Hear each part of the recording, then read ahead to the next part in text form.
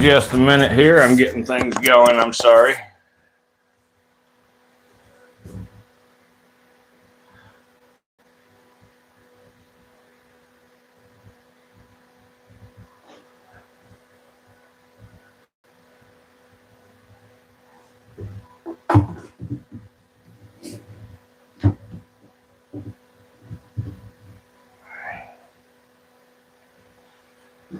All right, let's see here. Let me get the light right.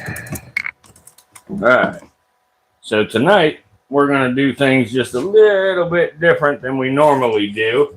Guys, I need you to kind of bear with me here in the beginning. I have an Amazon package being delivered, and they just texted me and said they couldn't find my address. So I need to kind of watch for him and go out and intercept my package.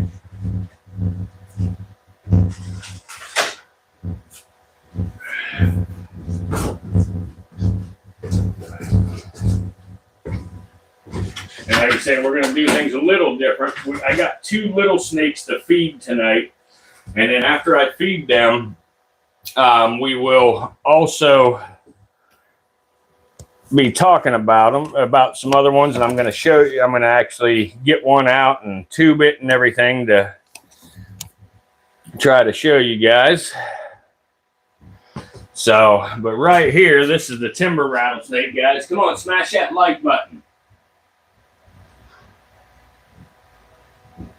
Hang on, this might be the guy right here.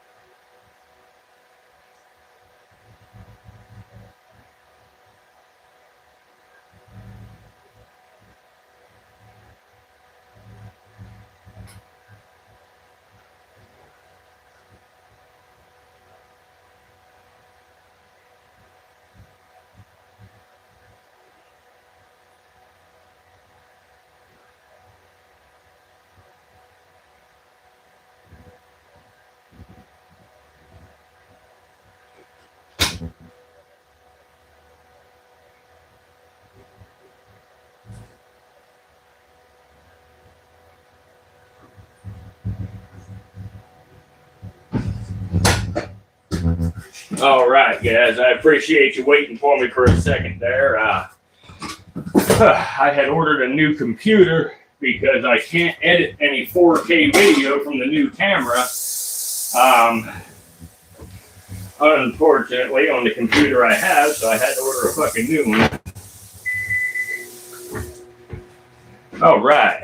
So, anyway, guys, like I say, we're going to do things just a little different tonight. First thing is we're going to feed this little dude here. And then after we feed this, we are going to feed one more small one. And after we do that, then we're going to get one out. We're going to show y'all the proper way to restrain a venomous snake and handle a venomous snake. Because a lot of channels on YouTube I see don't really quite do it the proper way. So we're going to do that and give you guys a look at how that works. Teach you how we tell the difference in male and female, and do a little talking. So these rows will literally be about 2 minutes, and we will get moving on things. Let's see here. I'm going to pull this up on the computer so I can read the comments.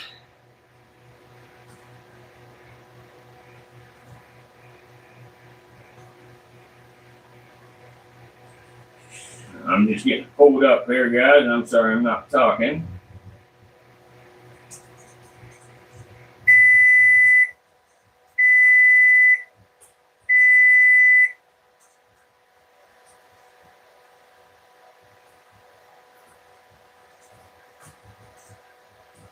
Anyway, for those of you that ain't been here before, you don't really know how I do things.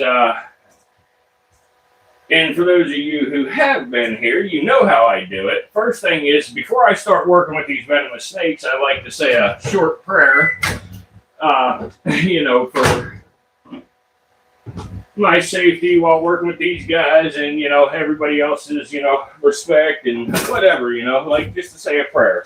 So we will start off with that, and then we will move right into feeding these guys, and then we'll move into the other main part of the video tonight. So if you guys don't mind, give me just a minute of silence in the chat while I say the prayer. And while I'm doing so, please, if you haven't hit that like button yet, please smash that like button.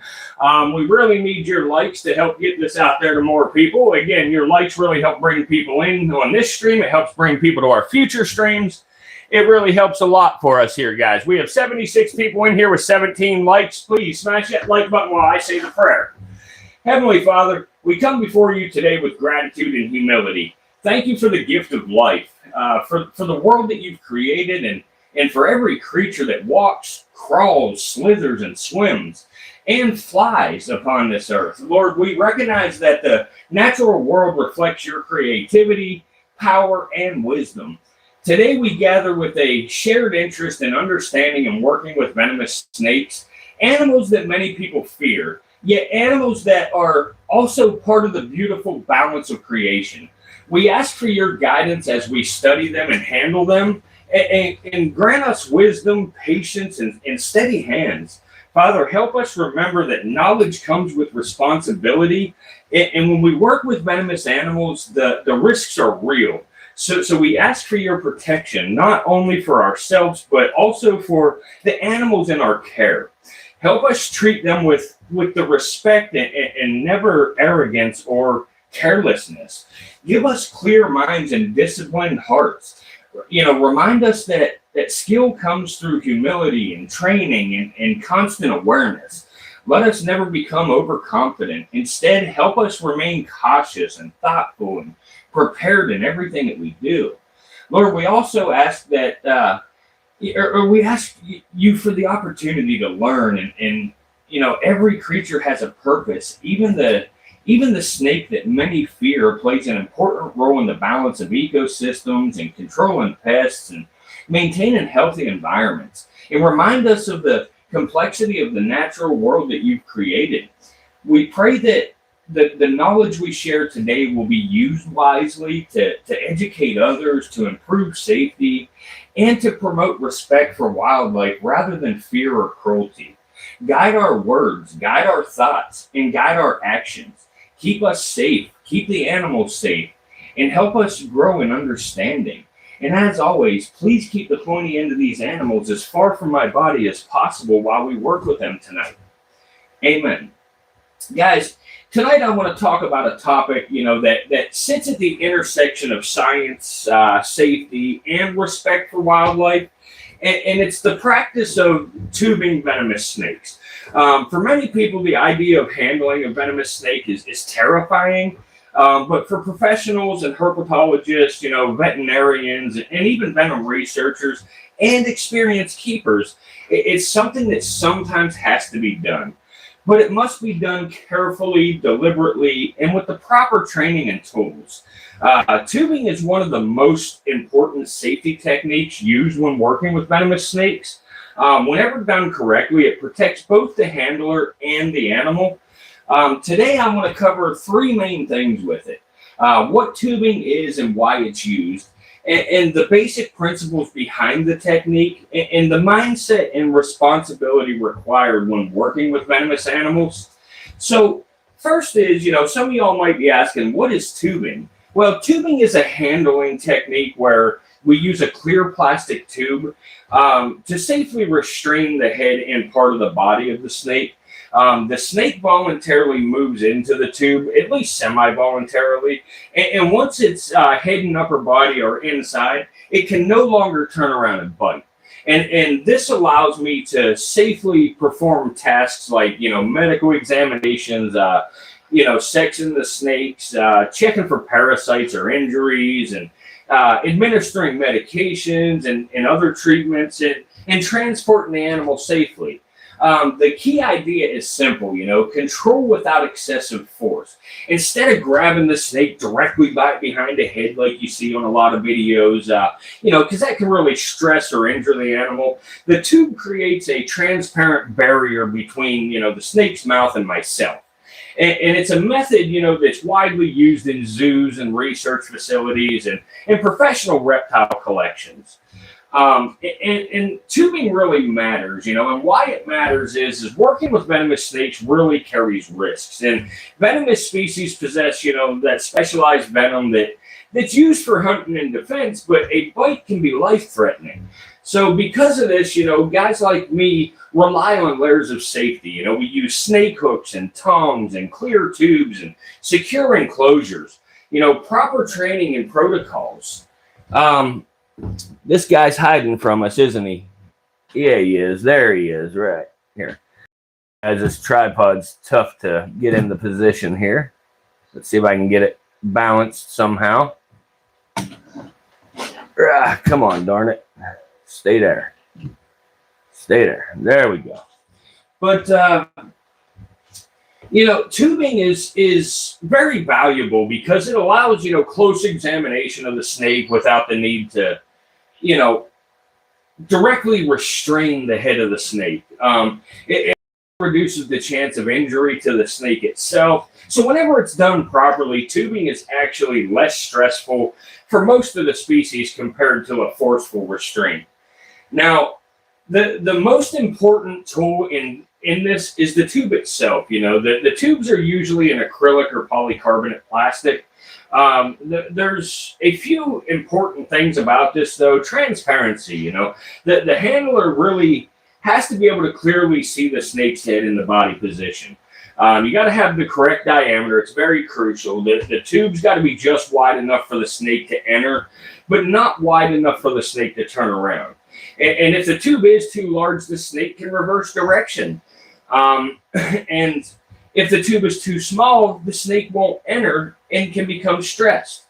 Guys like myself typically have multiple tube sizes for different sizes snakes. Now, other tools that you see me use frequently here in the streams are things like snake hooks and, secure handling surfaces like the tops of these tubs and protective barriers. Sometimes y'all may not see me, but when I pass by one of these snakes during the stream, I actually hold one of the lids of the containers between myself and the snake as a barrier. Obviously these latching containers, so each piece of equipment plays a huge role in reducing risk. So the basic principles behind tubing, rather than thinking of tubing as a trick or a stunt, it's better to think of it as a controlled, controlling snake behavior, or snake behavior management, if you will. Snakes generally move forward whenever they're guided. Handlers like myself take advantage of that, natural motion. And the general idea kind of works like this, myself will position the tube in front of the snake, and kind of give it general guidance or encourage the snake to move forward. And as the snake enters the tube, its head and upper body become, contained inside. And once the snake is inside far enough, I can carefully secure the rest of the body and the tube while the head remains protected. And it just allows certain procedures to be done safely. However, tubing, should never be rushed. Snakes respond to movement, vibration, and stress. So quick or aggressive actions can cause defensive reactions. So calm and steady movements are very essential. Now, one of the biggest dangers in working with venomous animals isn't the animal itself. It's actually human overconfidence. A lot of people, especially experienced snake handlers, will tell you the same thing. The movement that you think you've mastered, or I guess the moment you think you've mastered, these venomous snakes, it's the moment you become vulnerable. And that's what I talk about when we talk about some of these other guys that you see free handling these snakes, because they feel like they've known the snake all their life. Well, just because you've known the snake all your life, it's still a wild animal, and it can still get, scared or spooked and, react. So Tubing just requires, patience, awareness, respect, and preparation. I constantly ask myself questions like, is the environment secure? Do I got the right size tube? Is there a backup person present? Is anti-venom accessible if needed? So safety planning is not paranoia. It's in my opinion professional responsibility, and it's respect for the animal. Another and talking about that's another great point. And very important point is respect. Venomous snakes aren't villains. They're wild animals doing what nature designed them to do. So when they strike, it's usually because they feel threatened. Tubing should never be used for showmanship or entertainment.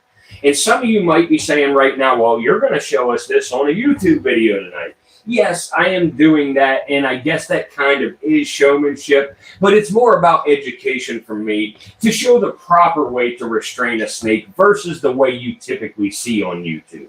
It's just a practical handling method, not a performance.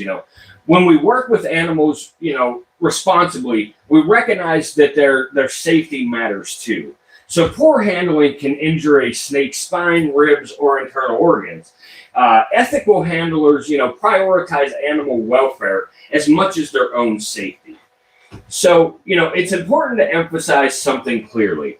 Tubing venomous snakes should never be attempted unless you have been trained or done it before. Proper training usually involves things like, mentorship, with experienced handlers, years of working with non-venomous species first, or learning species behavior and understanding emergency protocols. Handling venomous snakes without proper training is extremely dangerous. Guys like myself spend years building the skills needed to work safely. Knowledge, experience, and discipline are the real tools, not just hooks and tubes. Some people still have questions, why does education matter? Well, one reason, talks like this are valuable is because they replace fear with understanding. And snakes play vital roles in ecosystems, and they help control rodent populations, which protects crops and reduces diseases. Yet many snakes are killed simply because they're afraid, or people are afraid. Education helps, people learn which snakes are dangerous, which snakes are harmless, how to avoid risky encounters, and why snakes deserve protection. When people understand wildlife, they are more likely to respect it. So, working with venomous snakes is not about bravery. It's about discipline. It's about preparation. And it's about respect. Tubing is just one technique among many that guys like myself use to handle these animals safely. When it's done correctly, it allows necessary medical care and research with reducing risk to both myself and the snakes. But perhaps the most important lesson in this is the natural world deserves humility. Every time we interact with a powerful animal like a venomous snake, we are, reminded that humans are not in control of nature. We are participants in it. So whether you're a scientist, a keeper, a student, or just a viewer or somebody fascinated by wildlife, remember, 3 principles. Respect the animal, respect the risk, and respect the responsibility. And guys, with that, I'm going to go ahead and try to feed this little dude, see if he will take a small meal from us here tonight, and then we will move on to what I want to show you guys. So let's go ahead and give this a shot and see what happens here with him, and we will move forward with the educational show here tonight. Now, these rodents I'm giving him tonight are rather small, but it's what I have available, so we're going to go ahead and do it. Bam, he struck already, so we're just going to lay that right there for him. And guys, please smash that like button for us. I really, really need your likes. We need your likes to spread this to as many people as possible, get as many people as possible in here for the episode, and also to bring people into the future streams Again, guys, you know, conservation is super important, and by y'all hitting that like button, you're helping out tremendously with conservation efforts. I know it doesn't seem like much, you know. You think, well, how does a like do that? Well, a like brings more people in. And the more people we get in here, the more people I'm able to educate about these animals. The more people I'm able to show that these animals are not villains. These animals do not chase you down to try to bite you like Hollywood wants to make you think, you know, or the movies, you know. So, guys, we really need your likes. Please try to get us up there. We're 20 minutes into the stream. I like to be at 100 likes within the first 30 minutes of the stream, but we still need about 44 to get there. So if there's about 44 of y'all in here that can help us out and smash that like button, I really, really appreciate it. Or actually, we need 53. I'm sorry, not 44. But yeah, please, guys, smash that like button. Help us out. It doesn't cost you anything, and it pays off tremendously for us. Again, guys, we are not a channel that begs for money and stuff like a lot of the channels do on YouTube. We simply want your likes to help us further our mission here. We don't make a lot of money on YouTube, so it's not about the money for us. You know, it is simply about, you know, spreading the education and conservation of our natural resources and our wildlife. So please, we need 50 more likes to hit that goal, guys. Smash that like button.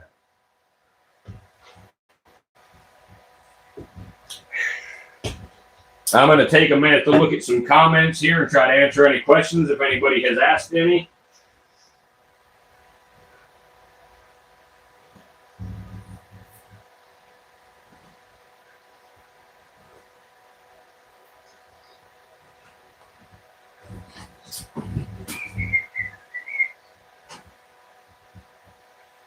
Bully.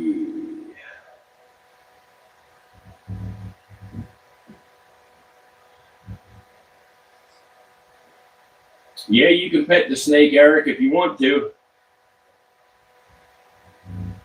He is a yellow-faced timber rattlesnake.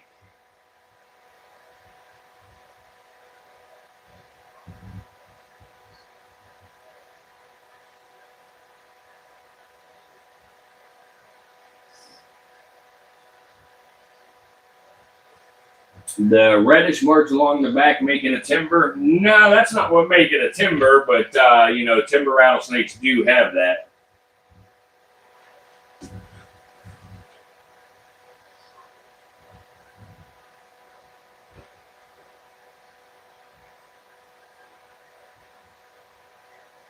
Thank you for the gift, NBT. Thank you, thank you. I appreciate that very much, guys. If there's anybody in here that hasn't hit that like button, please smash that like button, guys. We got 104 people watching with 53 likes. I'm really trying to hit 100 likes, guys. I only need 47 more to hit the goal. As soon as this guy's done eating, we're going to go ahead and pull one out and handle him and show you guys a little bit about the animal up close, you know, give you a close-up view of them, some of the ways that we tell sex of these animals, you know, some other ways of identifying venomous snakes.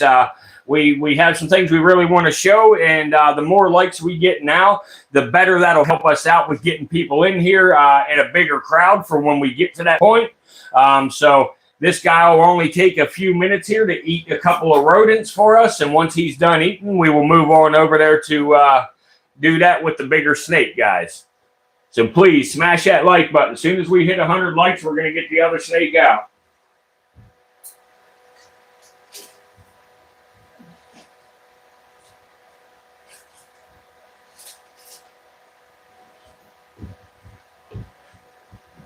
Still need 42 more, guys. 42 more likes.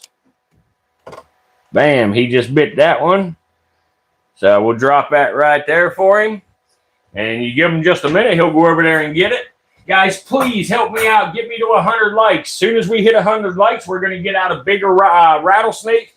And we're gonna restrain them. We're going to hold them and show you guys some things about them. Talk a little bit about them.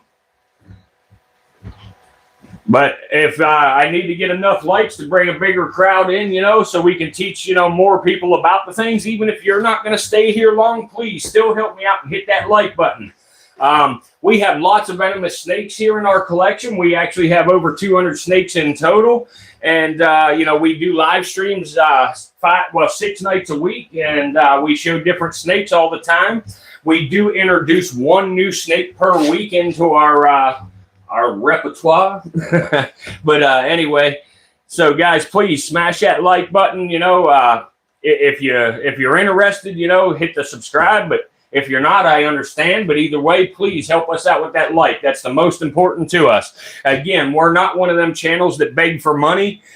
We just don't do that. Like you see a lot of channels on YouTube. Oh, I'm homeless. I need money. Blah, blah, blah, blah, blah. You know, we don't do that crap. We simply beg for your likes. We ask for your likes about 1,000,000 times a night because the likes are so important. It's what helps us grow. It's what helps bring more people in. It's what helps us get the knowledge out there about these animals. And, you know, you hitting that like button not only helps the animals, but it helps humans as well.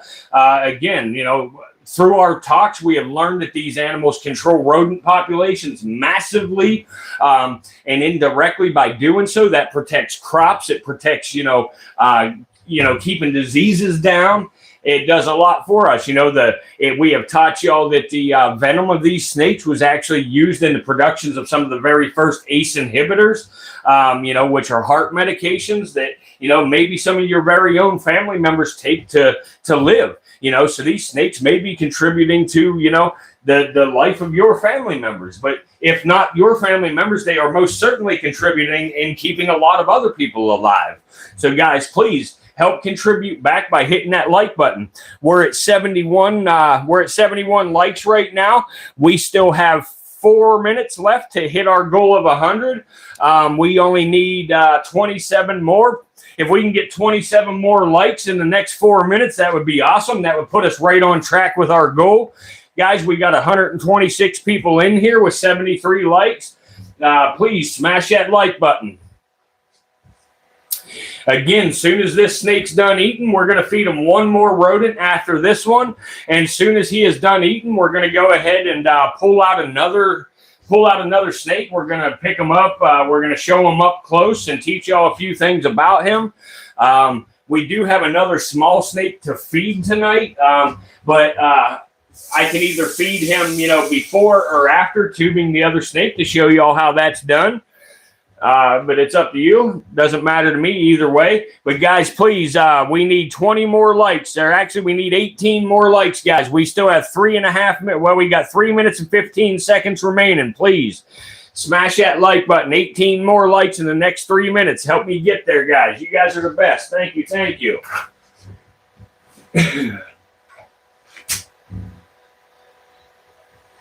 Thank you for the gifts, guys. Thank you for the gifts.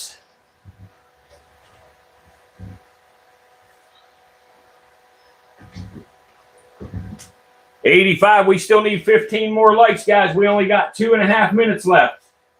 15 more likes in the next 2.5 minutes. Please help me out here. Really, really need your likes, guys. It's the only thing that keeps this channel going is y'all hitting that like button and watching our videos. So please smash that like button. We got 140 people in here with 86 likes. We need 14 more to hit our goal of 100. We only have 2 minutes flat remaining. Bam, he just ate another one. Look at that. Real quickly. We need 12 more, guys. 12 more. We got 1 minute and 45 seconds remaining. We need 10 more. We still got 1 minute and 40 seconds remaining. 9 more to go, guys. Come on, 9 more likes. Keep them coming. Keep them coming. I appreciate you very much. Again, guys, right now you're looking at a baby timber rattlesnake. This baby timber rattlesnake was born at the beginning of September. I have donated several of them to a college for research. It is live research, so they are kept alive and they are treated well. And I also have I have 21 babies remaining that will be released in the spring to a known den site. Guys, we're at 96. We need 4 more likes, and we only have 35 seconds remaining, guys. Come on, 4 more likes, 35 seconds. We almost at our goal, guys. We need 4 more. Keep them coming. Smash that like button. We're at 97. We need 3 more. We only got 25 seconds or 24 seconds remaining. We did it. We're at 101. We beat the time. Awesome, guys. Thank you. Thank you. I appreciate it. You guys are the best. CJ Luttrell, these colors right here are their baby colors. As they get older, their colors will change. This snake here will become more of a greenish yellow color. When I pull an adult out here in a little bit, you'll see what colors he'll look like as he ages. And they also come in a black phase, you know, in the northeastern part of the United States. They stay about this color as adults in the southern portion of the United States and in the Midwest. But in the Northeast, they get black and some of them get yellow. Yes, absolutely, Dow. They are venomous. It's a venomous timber rattlesnake. Absolutely. Thank you for that.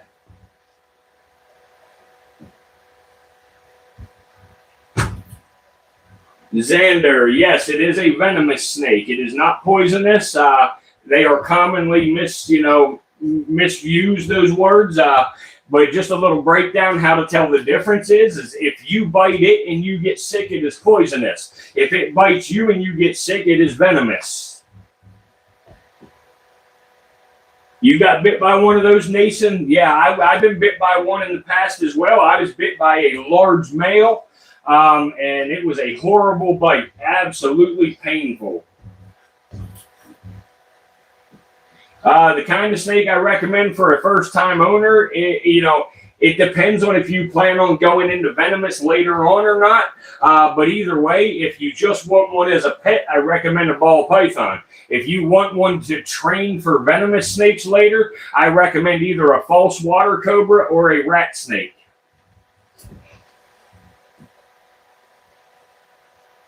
There is no rattlesnakes that are not venomous, Miley. What's up, Bits? How are you? What's up, Tay? How did I get bit, Scott? I was actually driving home one day.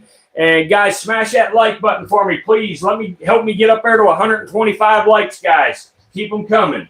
But I was driving home one day, and I saw a rattlesnake on the road. I thought it was dead. I thought somebody had hit it with the car or something like that. I stopped. I picked the snake up. It was completely limp, like a limp noodle. And there was a guy standing in the yard next to where I saw it. And I was talking to him, standing there holding it, not paying no attention. And that snake come up and grabbed a hold of my arm. It was my own fault. I was an idiot. I should have never assumed the thing was unalive.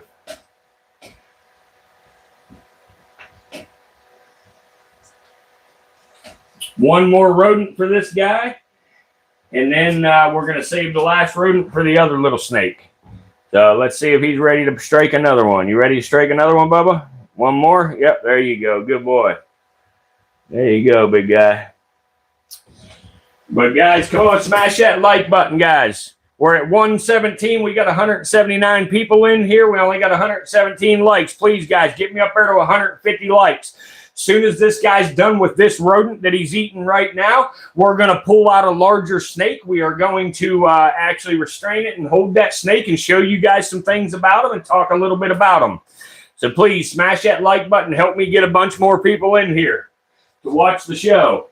We want to teach as many people as we can about the importance of these animals and the conservation, how important conservation is.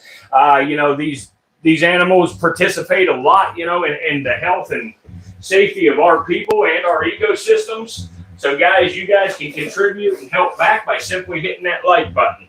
It doesn't cost you anything. It pays off tremendously for us and conservation.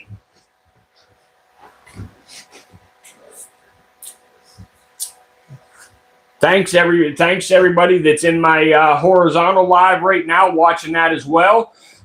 We will be getting you a better view on our when we pull out the other snake. We don't do horizontal streams that frequently, but we do have vertical and horizontal both going tonight. We've done it a couple of times now. I am trying to start building an audience in horizontal of people who want to watch it more frequently. I don't see any chats over there yet. I don't know if anybody has chatted in the horizontal or not, but let's see here. Yeah, actually somebody did. What's up, Iron Sword? You can like it, Iron Sword. You have to close the chat and you'll see the thumbs up underneath that.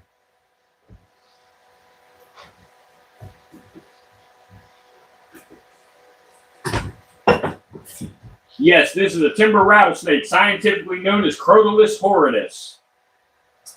Holly, you're absolutely right about rat snakes. They will vibrate their tails. Not just rat snakes, lots and lots. Most non-venomous snakes will do that, and other venomous snakes will do that to mimic that of a rattlesnake. What's up, Tim Lee?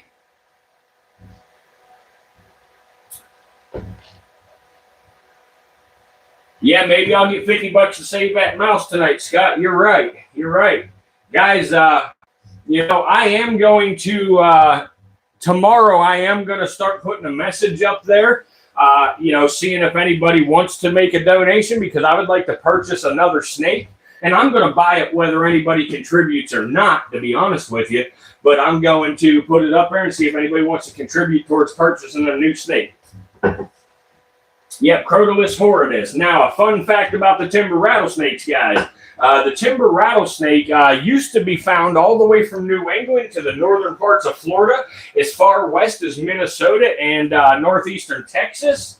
However, there has been decline in their populations throughout the United States. They are actually protected in many states by federal law because the timber rattlesnake reproduces very slowly, and there's been huge declines in numbers. The timber rattlesnake at one time in the southern portion of the United States and in the Midwest, they was called a canebrake rattlesnake. Their scientific name was Crotalus horridus. However, over the years, through science and DNA and things like that, they have determined that the timber rattlesnake, Crotalus horridus, and the canebrake rattlesnake, Crotalus horridus, are one and the same. They are just different color differences, you know, between the locations. And that basically has to do with, you know, temperatures and elevations and things like that. Like in the northeastern portion of the United States, states like Pennsylvania and New York, you'll find them. They'll be a black color or yellow color. And in the South and through the Midwest, they'll be, you know, more of a gray or sandy kind of color.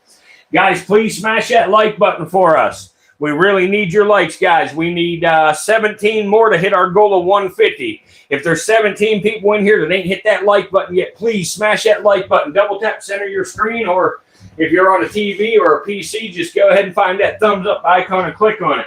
Again, guys, it doesn't cost you anything, and it pays off tremendously for us and for the conservation efforts with these animals. Absolutely, doubt. This thing was born in September, yes.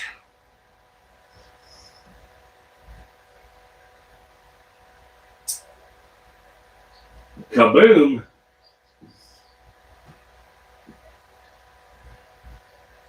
Again, guys, yeah, I have donated, I don't remember how many total I donated to the college. I think it was 11 of them, if I remember correctly. I donated 11 of them to a college. They will keep them alive. You know, it is live research they are doing because I am big into the research of snake fungal disease, which can affect all snakes, but it affects timber rattlesnakes extremely bad. And so they're studying snake fungal disease, and I donated 11 of them to them, and then I have another 21 babies that will be released in the springtime at a known den site. Let's see here. Guys, we're at 139. We need 11 more likes to hit that goal of 150, guys. Come on, 11 more likes. Thank you for the gift very, very much. Thank you. Thank you. Please smash that like button. We need 10 more likes to hit that 150, guys. Come on, keep it coming. Keep it coming. Thank you. Thank you. I appreciate the gift very much, Scott. Thank you. Anybody else that has sent a gift, thank you. Sometimes, guys, I miss your comments or the gifts coming through because I am working with the snakes and I'm not looking at the chat. But I sometimes catch, sometimes I don't. If I ever don't catch them, it's not that I'm trying to be rude. I just seen one now. Thank you for the gift. Thank you. Thank you. I'm not trying to be rude or anything. I do appreciate it. It's just, it's very important for me to keep my eyes open and pay close attention with these venomous snakes. I know it, your boy, Mark. Thank you, thank you. You always support, brother. I see you in my short videos and everything. Thank you very much. Wow, have you ever seen so many Davids? David. David. Yeah, that's funny. How to watch horizontal, Dora. There's another stream. You just got to go to my channel and search for the other stream. I got 2 streams going right now.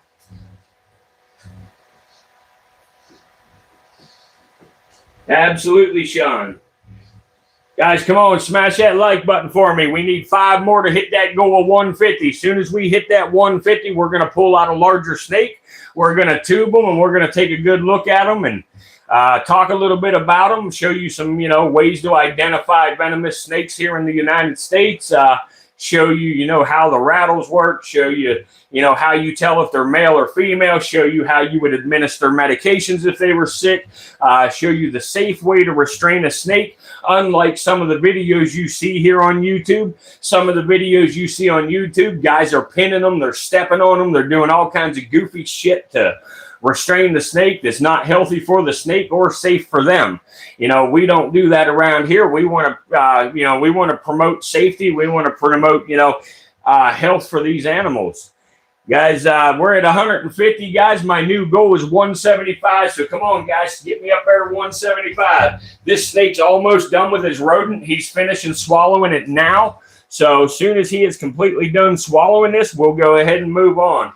We'll get that other snake out. Just a couple of more minutes and we'll make it happen. In the meantime, I'm going to look at the chat here. Hey, buddy, what are we feeding tonight? I'm feeding a timber rattlesnake right this minute.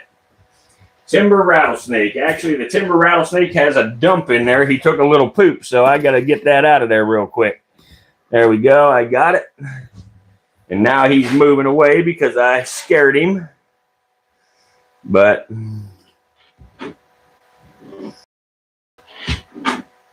tomorrow we're going to feed a lot more stuff. Tonight I didn't have a lot of rodents available to feed much tonight. I just had some little piggies and stuff, so we had to feed some smaller stuff.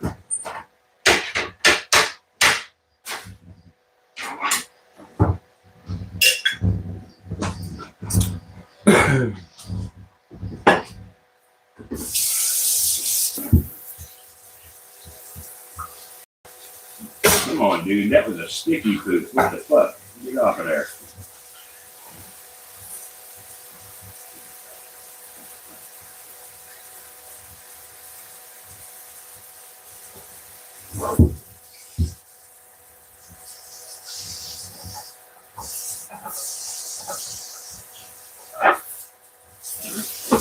All right, there we go.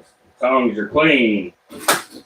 All right, guys. So when these, you come on over and touch it. But right there, you're getting a good look at the end of the tail. That's the rattle. Now, this guy does have enough segments to rattle and stuff.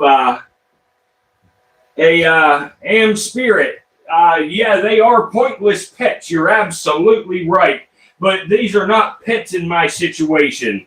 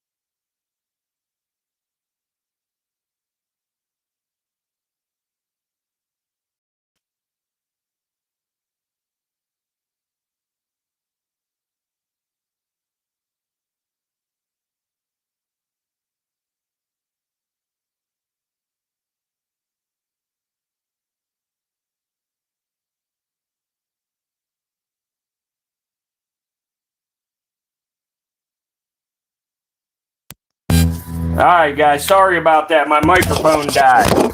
So anyway, hopefully it's good now. We should be good to go. But anyway, so we're talking about the rattle on the end of the tail here, guys.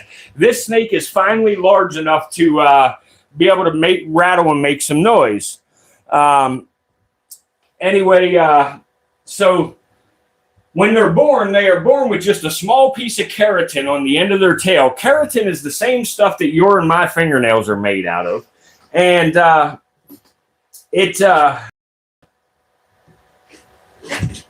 every time they shed their skin, they grow a new segment onto their rattle.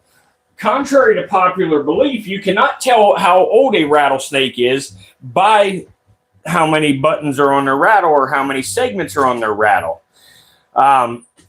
Now, again, when they're first born, they cannot make any noise with that rattle. They have to basically be silent. So anyway, but from the time these guys are born, they are already 100% independent. They must hunt on their own, survive on their own, and everything. Now, something with these timber rattlesnakes is a timber rattlesnake for a female, she don't get sexually mature until she's about 8 to 11 years old. A male will mature about 5 to 7 years.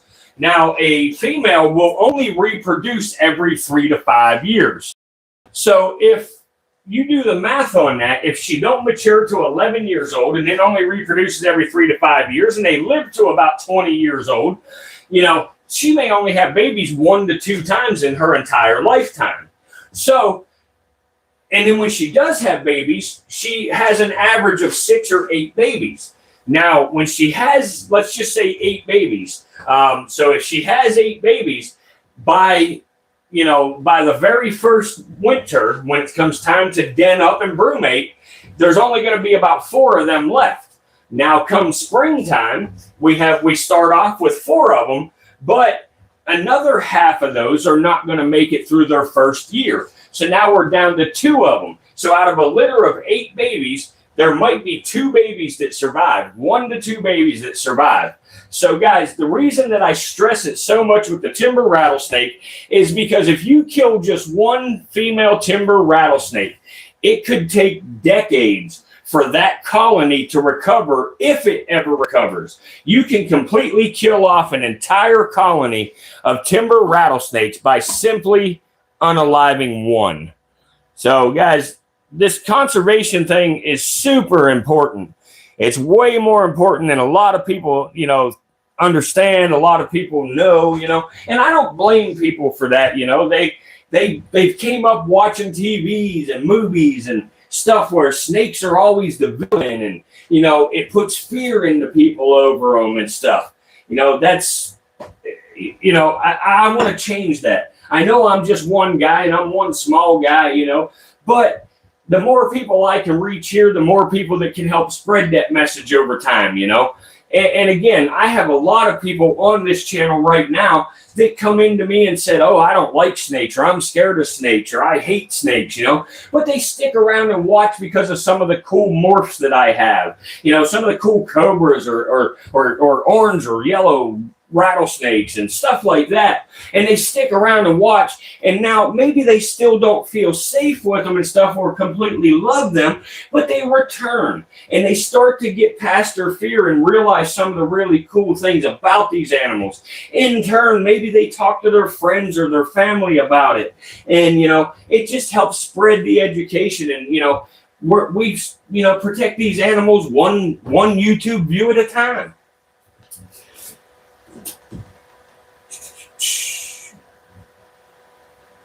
TA, you may have accomplished more, just by hanging out in here and hitting that like button you have. And I'm not joking. The studies show they only have a 30% accuracy for food item strikes, only eating 8 meals a year because half of the year they are in brumation. No, they definitely eat more than 8 meals a year. Absolutely eat more than 8 meals a year. That must be outdated research you're looking at. One timber rattlesnake in the Northeast, you are correct now, they brumate for almost half of the year, but they'll usually go into brumation around the beginning of October, and they'll come out around May. They'll start to emerge in April or May from brumation. So now, anyway, they will eat much more than 8 meals a year. they'll eat, you know, they're opportunistic hunters. So they'll usually eat, you know, whenever something comes in front of them, they're going to eat it. But, you know, they will, you know, typically eat once or twice a week. All right, guys. Let's see. We got 124 people in here with 158 likes. Guys, please get me to 175 likes. We don't need many more to do that. Come on, get me up there to 175. I really appreciate all of you. Thank you very much. And I'm going to go ahead and close this guy up. I'm going to get the camera moved, and I'm going to pull out the other snake, and we're going to tube it up and talk to him a little bit about it. I appreciate you for hitting that like button, SB. Thank you, thank you.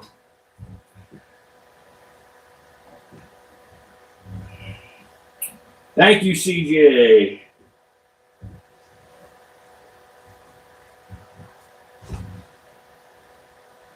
Yes, guys, I just read part of that comment from David there, but yeah, unless you know 100% sure what snakes are what, I do not suggest catching a snake. It was for the timber canebrake rattlesnake survey. It was an average of all of them from New York to Texas survey, 5 years, 2017. Okay, I got you, Jacob. Yeah, that survey, in my experience and my research over 20 plus years, I say that survey is actually wrong. Now, again, with it being an average, I can see how they come up with those numbers. But yeah, some of that's incorrect on the frequency of them eating. Just one rattlesnake can eat dozens of rodents a year. Look at that, guys. You just got a big old fang shot. That was pretty cool. Hi, Nancy. Thanks for stopping in again. Yes, they are in Ohio, Sketty.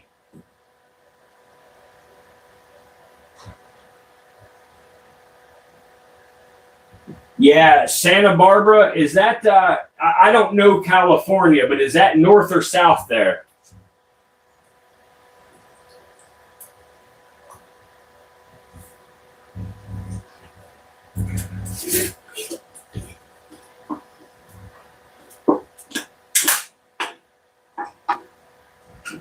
It's south, yeah. So you got the Southern Pacifics down there.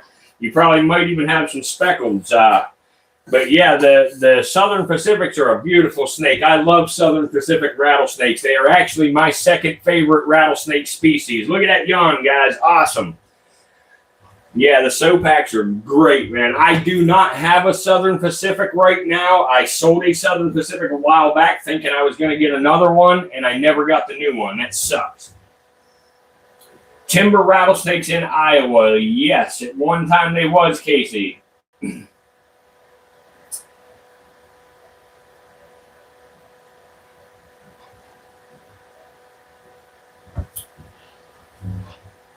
All right, guys. So I am going to go ahead and move the cameras around here. Guys, we only need 11 more likes to hit 175, and then we're going to get out this bigger rattlesnake, tube it up, and talk about him a little bit.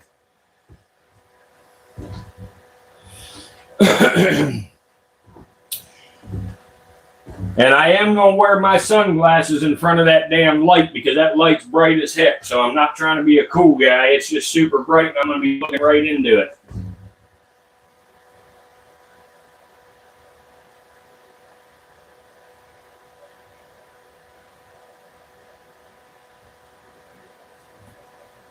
Okay, I got you, Jacob, yeah.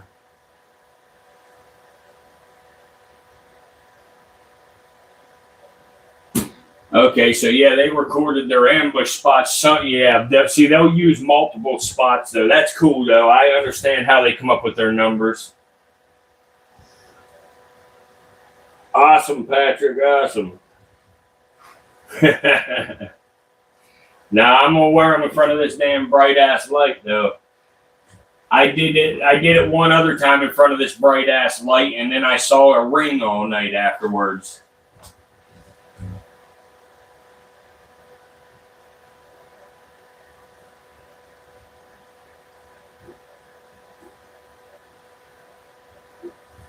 All right, let's see here. 167, guys. Guys, smash that like button. We only need 8 more likes to hit our goal of 175. please smash that like button. Doesn't cost you anything, and it helps us out a lot. Your likes are the only thing that make this happen. Oh, I was trying to let him come back on camera by himself, but he's not participating.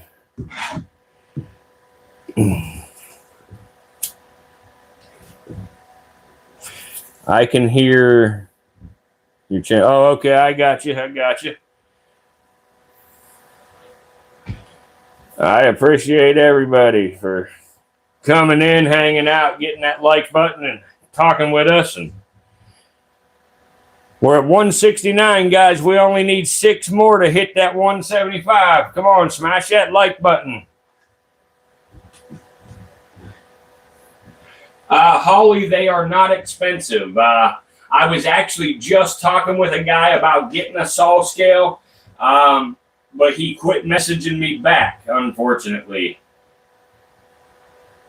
We only need 5 more likes, y'all. 5 more to be at 175, and we're going to pull this other snake out. We need 4 more. We're at 171.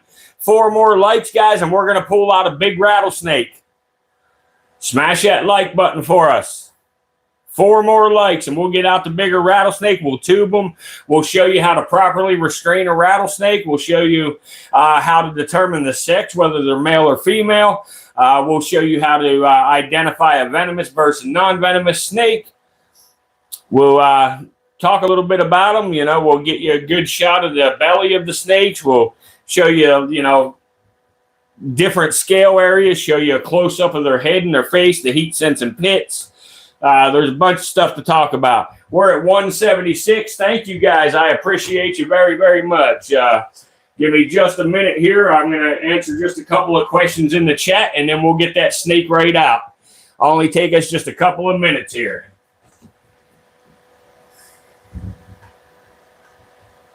That is a little cute rattlesnake, Mitch. I love that little snake.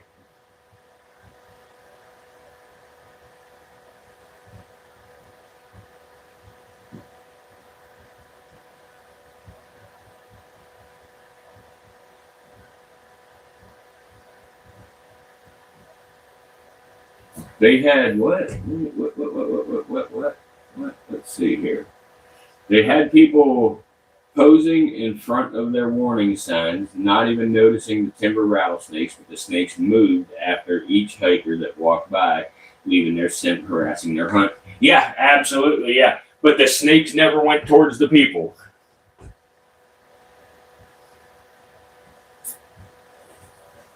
Thank you, Ralph. Thank you. Yeah, you got some pink timbers in North Houston. Yeah, down there, yeah, they will look kind of pink. You're right, like a grayish pink or tannish pink.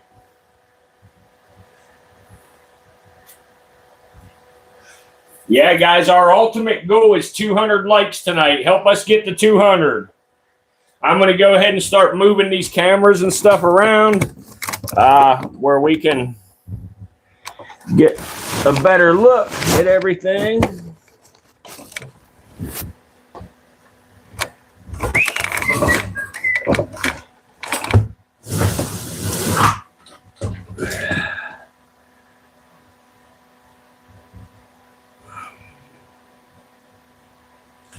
Let me try to adjust this camera a little.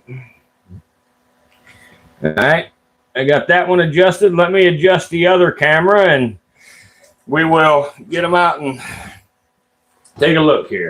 All right. Guys, one day I will have a cameraman to do this stuff, but for right now, it's just me, myself, and me.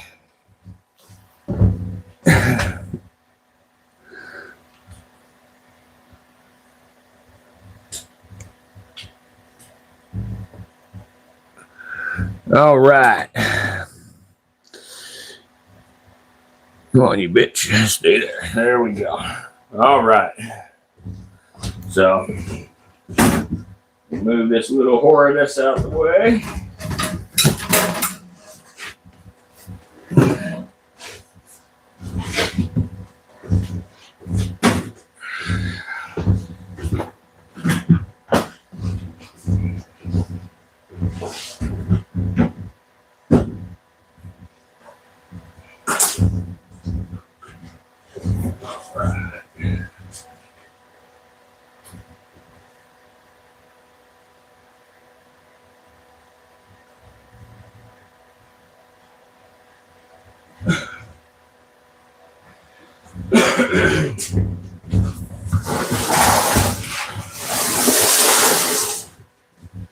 All right, guys, let me make sure the camera's pointed the right direction. All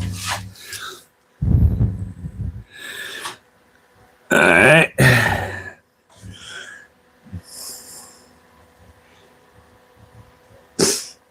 That should do it, I think. Let's see, is that one zoomed in a little or something? There we go. All right, that should work. All right, guys. So, first things first, this is the tools we use. This is just a clear acrylic tube, and then our hook. None of that stepping on the snake shit, you know, none of that, you know, squeezing his neck, you know, none of that stuff.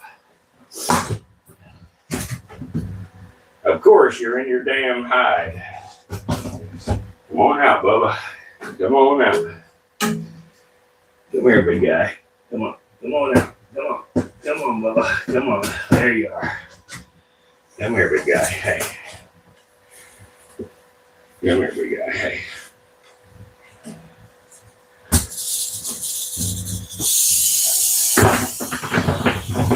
All right. Let me catch my runaway rattlesnake. There he is. All right, guys. So I hope y'all can see this right here where I'm at. But so you get him over here.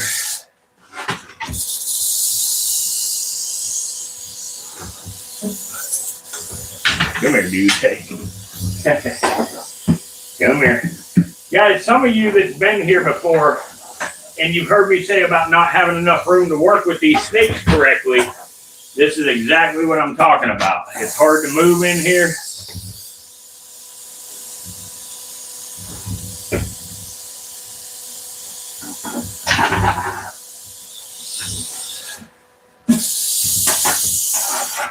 Come on, dude. Hey.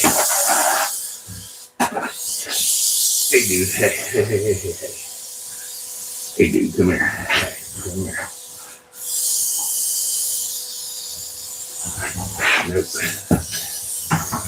Come on, dude. Hey.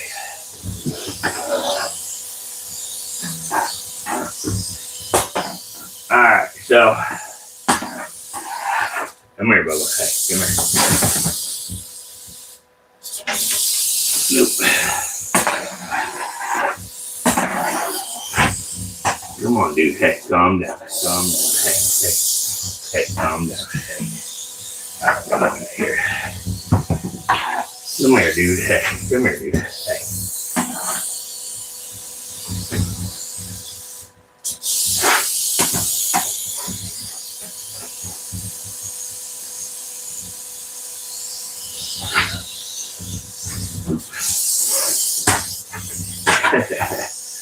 Come on, Bubba. Hey, hey. All right. Okay. Come on. Hey.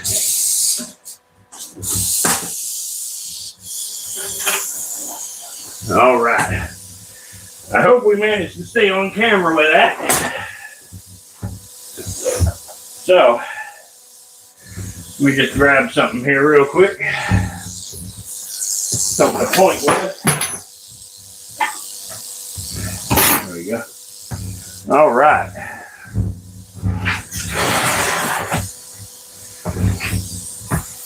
All right, guys. I'm going to have to show two different cameras at a time here. But one of the first things we talk about here, I'm going to move the cameras as I talk about them. But one of the things we talk about a lot with these snakes here is right here. That's not the nostril. That's actually the heat sensing pit on these snakes. That's what allows them to be able to see, you know, very, very small changes in temperature. Even in the complete darkness, you know. Actually, the studying of these snakes and the heat sensing pits is something that helped lead to the creation of thermal imaging cameras. Hey guys, there's 359 people watching with 194 likes. Please smash that like button. Help get me up there. I got a goal of 300 likes tonight. There's enough people here right now to help me with that. If y'all will, please help me out. Please help me out. But anyway, so, and the reason again for the tube here is just to safely handle this animal, you know, without having to restrain it, without having to squeeze its neck. Let me try to get this camera focused too here at the same time. I can raise it up a little bit here. There we go. So let me turn and turn. There we go, guys. So anyway, so yeah, so here's the reason for these tubes. Again, we safely have the animal in here where it cannot bite us, but at the same time, we're not, you know, pinching that snake's head. You know, we're not, you know, we're not harming that animal in any way. You know, like I say, some of these videos you see, you know, you got guys putting their foot on the back of the snake and all that crazy stuff to do this. Hey, thank you for the gift from Canada. I can't hit the heart right now. My hands are full, but thank you, thank you. But yeah, so, and let me show this camera quick, but right there at the end of the tip of the nose there, that is actually the heat sensing pits right here. You see there's two holes. There's a hole up there, that's its nostril, and a hole down here. That's the heat sensing pit on this animal. And I'll show this camera closer too, but so right here, that's the nostril. That hole down there is the heat sensing pit right there. So this is a yellow phase timber rattlesnake, guys. Let me try to, sorry guys, I'm fighting two cameras by myself here and it's very, very tough. So, but this is the timber rattlesnake. You know, you can tell the timber rattlesnake. Usually they have this. Sorry, I let go to try to point for you guys and he pulled back on me. No, you don't. No, you don't. Not under the dishwasher. No, you don't. Come on. Hey. No, you don't. Come on, Bubba. Come on, buddy. Come on. Come on, Bubba. Come on. Come on. Come on, buddy. Hey. Come on, buddy. Let go. Not under the dishwasher. There we go. Come on. Oh, I know you're upset. I know. I'm sorry. I definitely... Let me get back a hold of him again.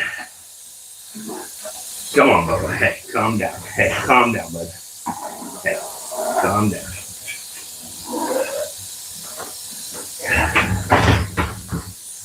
Come on, dude. Here, come on. Hey, come on. Come on, dude. Hey.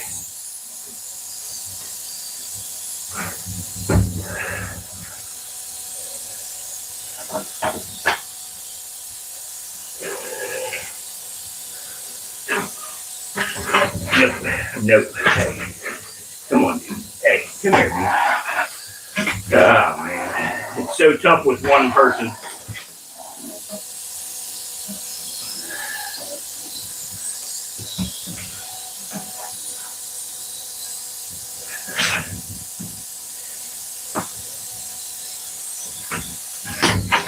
Nope. Come on, man. Come on, Bubba. Here. Come on. Make this easy, will you? Here. No? You don't want to make it easy for me? I wouldn't neither. All right, there we go. All right. So,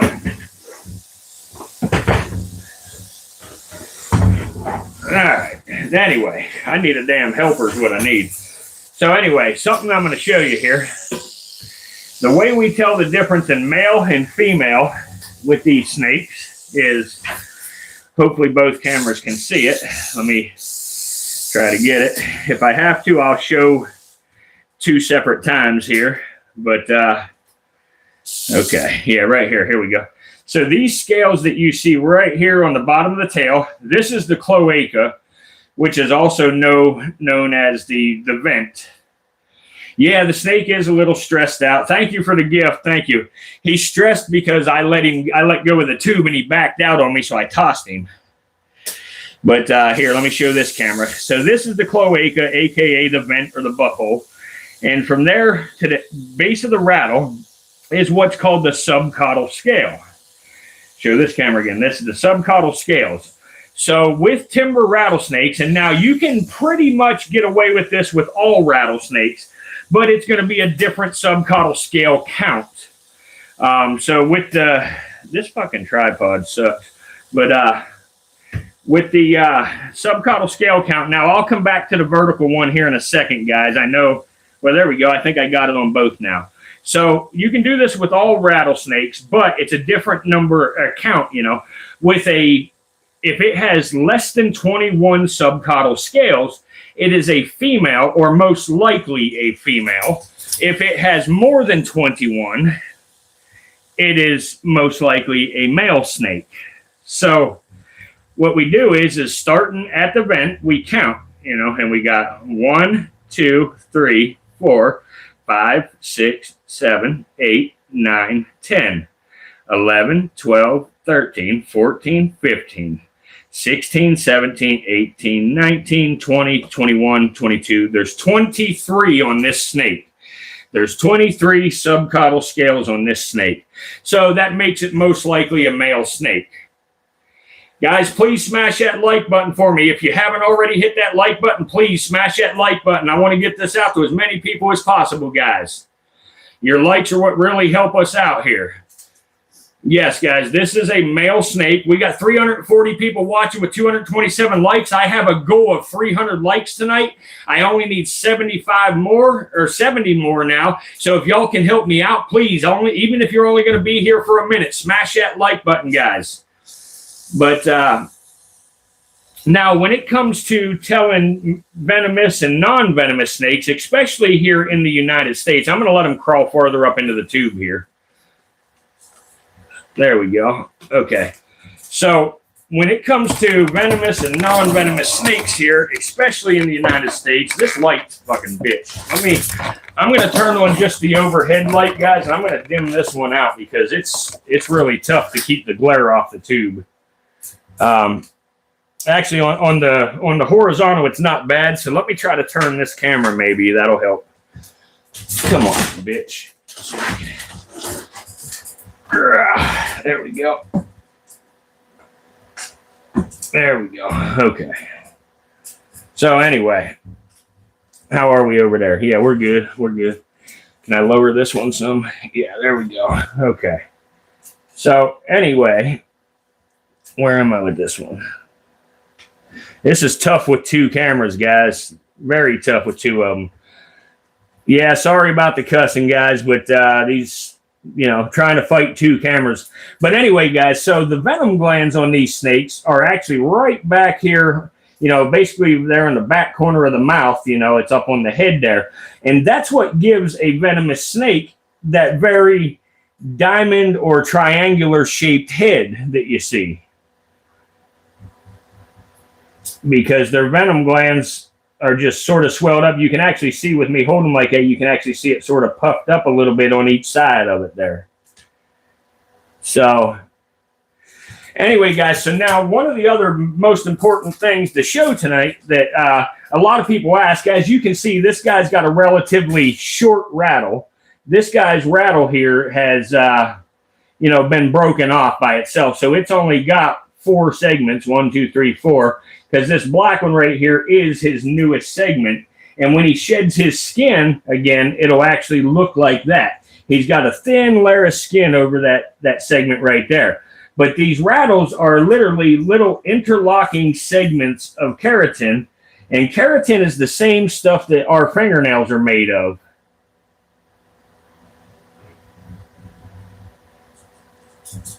What did that person just say, that Hollywood person? Come on, back up, Bubba. Back up, big dude. Here. So, and then the belly scales, like now, most of you ain't going to get close enough to a snake, you know, to be able to do this to find out. But here in the United States, and now the stuff I'm showing you only applies to snakes in the United States. In the United States, you see on the venomous snake, the scales all go straight across. On a snake that is non-venomous here in the United States, or rear fang venomous like the garter snake, these will actually be a crisscross scale after the cloaca.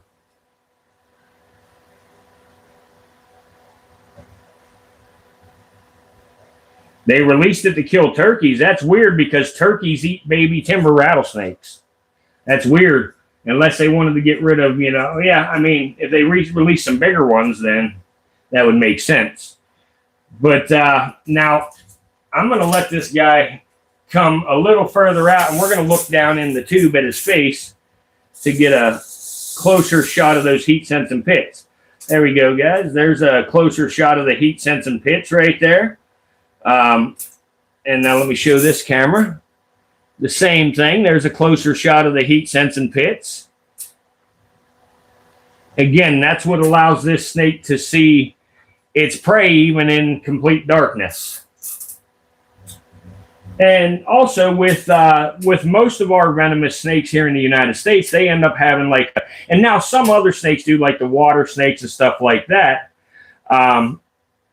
Now, I'm not usually worried, Crowbar, but they have a keeled scale. And when I talk about it, and I'll show the other camera too here in a second, guys. When I talk about a keeled scale, if you realize in the center of each one of these scales, there's actually a little line right down the middle of those scales. That is a keeled scale. It basically, the center's got a higher ridge than both edges, and that's what makes them look so rough, like they do. Hey, guys, thanks for the gifts. Guys, we got 260 likes, 305 people watching. Can y'all please get me to 300 likes? I only need 40 more. I know there's enough of y'all to help me out with that, so please smash that like button for us, please. And now here, camera, if you see down the center of these scales, there's a ridge there, guys. And again, that's most prevalent with our venomous species here in the United States. Now, there are some non-venomous, so that's not a good indicator way to tell venomous from non-venomous. But this diamond-shaped head certainly is, the elliptical pupils there. You got those pupils that sort of look like a cat eye.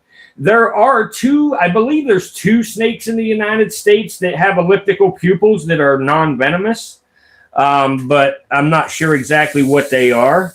And then right there for this camera, guys, there's those elliptical pupils. That's another good way to, determine venomous from non-venomous. And again, this is only effective in the United States. Only in the United States. But again, guys, there's the front hole you're seeing there is the nostril. The one that's between the eye and the nostril is the heat-sensing pit. See it, guys? Between the eye and the nostril is the heat-sensing pit.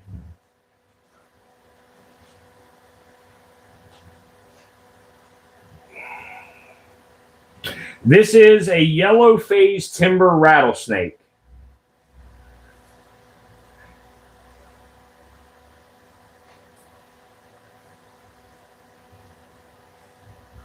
Yes, it's a tube to examine him because I'm able to check for, like I told y'all about, snake fungal disease being prevalent in timber rattlesnakes. Well, this guy here actually did have snake fungal disease, but he overcame his bout with snake fungal disease. So I needed to do an inspection on him anyway, and he's looking very good. He's looking very clean of it. He don't have any signs right now of it. So that's very good news. And then also, if you ever have to medicate a venomous snake, this is also what you would do, is you would put them in one of these acrylic tubes like this, and or polycarbonate tubes, and, administer the medication. Now, with a venomous snake, at least the way I've always done it and the way I've been taught, there you go, guys. Look, he's bringing his head out a little bit. He's going to start pulling from me here. And maybe get out, actually, so I may have to sit him down. But he's bringing his head out so y'all can get a real good look at his head, actually.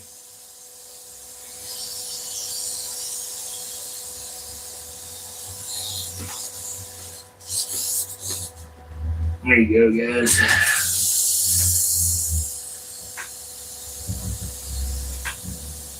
Guys, we only need 6 more to get to 300 likes, guys, please. Smash that like button for us. We really, really need y'all's likes. Again, it helps with our conservation efforts. It helps tremendously, guys. It's the only thing that we can do on this channel to pay off and keep going is the lights, guys. I'm going to have to sit him down a minute. So let me sit him down. He's getting out of the tube. I had let him crawl too far forward. But now, guys, let me grab another hook here because I'll pick him up on the hooks here and show you too. Don't let him get under that dishwasher. There we go, Bubba. Come here. Come here, Bubba. And then when you use hooks, I hope you guys can see this good. When you use hooks, you want to support them in 2 points of the body most of the time. Now, obviously, when they move on you, you got to reposition your hook.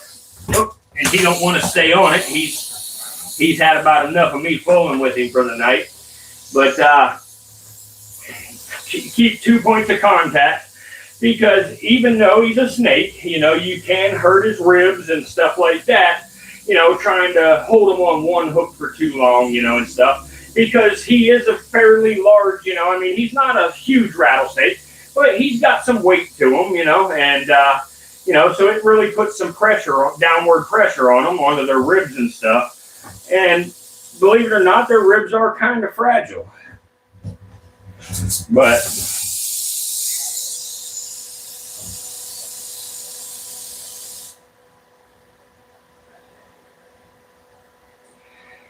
But yeah, so now let me get out a female and show you the difference in the female and the male here.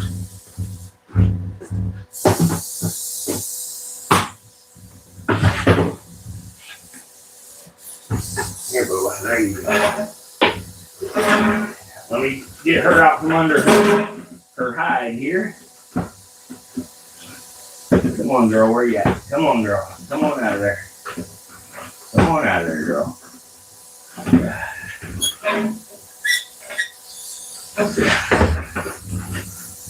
Stay in there, Bubba. Come here. Come here, girl. Hey. Come here, girl. Come on. Yeah. Come here, big girl. Hey. Come here. Come here. Come here, bro. Nope, get down in there, boy. Alright. So now the tube that I have out is actually a little large for her, but I know her so well that I'm okay with tubing her with a large tube.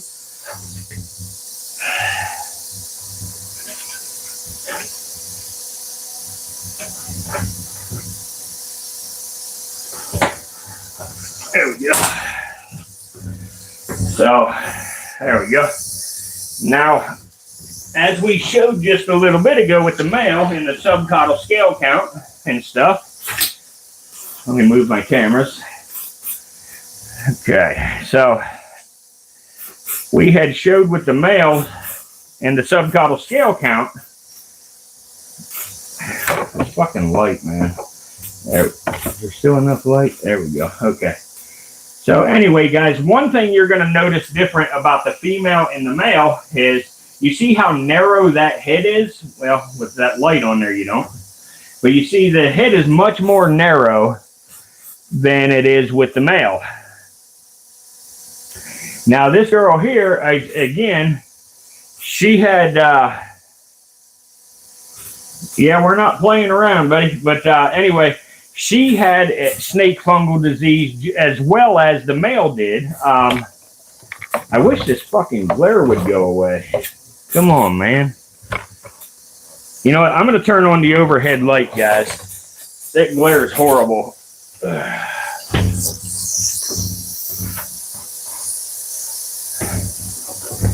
There we go. With any luck, we'll be able to see with that light.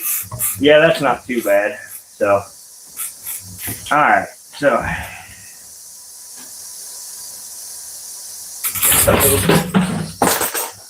guys, right here. Oh, crap. I didn't get to show you. She had turned around on me, and I was going to show you guys what I was talking about with too big of a tube, but I was able to drop it down, and she was able to turn around.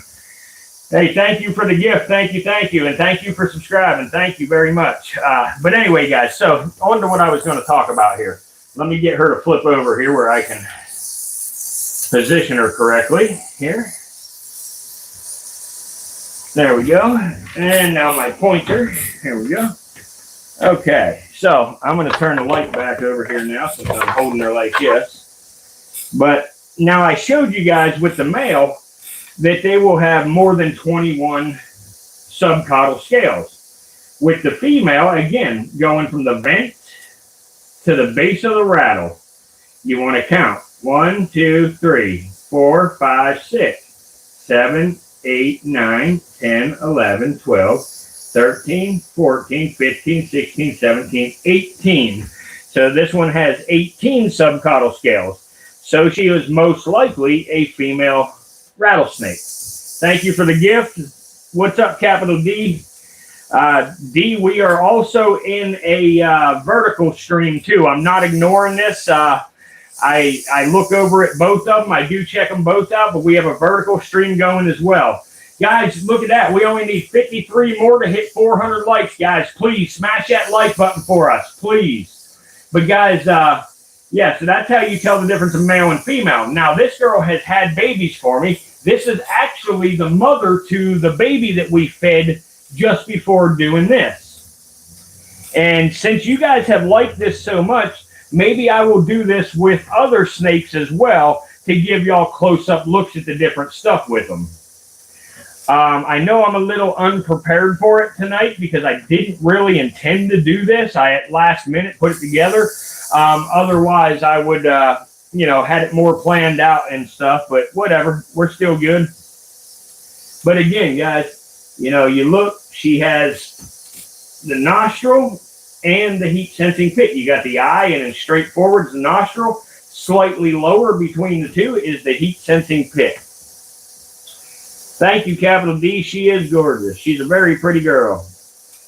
And then, guys, here's something cool that a lot of people wouldn't know. Even seasoned snake keepers wouldn't, you know, realize this. But the rattle on this snake, the snake fungal disease that she had, is actually what that is a keratin-eating fungus, and it destroyed her rattle. She didn't have a rattle, so I actually had an extra Atrox or Western Diamondback rattle, and as you can see, these first two buttons where my thumbnail's pointing at is smaller than the rest, and that's because I put an Atrox rattle on her because her rattle got eaten up with the snake fungal disease. Now, again, we got her to recover from the snake fungal disease. This girl had babies, and she went well over a year without eating, and before I finally got her to eat again.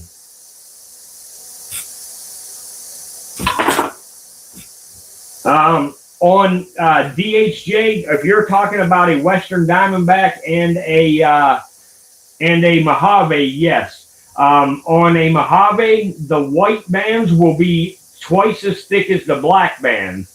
With a Atrox or a Western Diamondback, it'll be the same.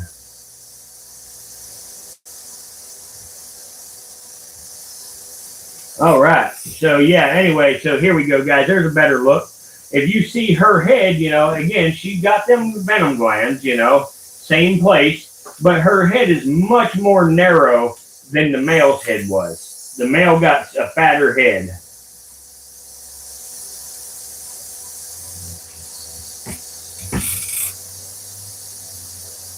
But when you look at it, and another thing is when if you look at her tail here, you see how her tail's fat, and then all at one time right here before the black, it really pinches down, and then it's real short to the base of the rattle after the pinch. That's another way to tell that she's a female. The females will go down, they'll immediately pinch down and be a short tail after the cloaca.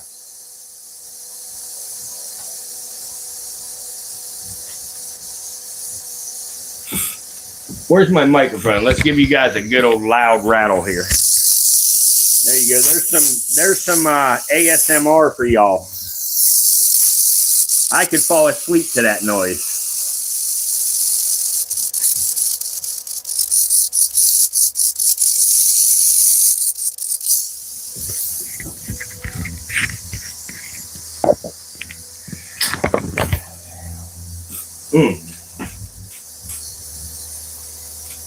All right. So let me adjust the camera down, and I'm going to sit her down. Oh, shit. I'm going to sit her down here on the ground and let her move a little bit and show you guys, you know, the...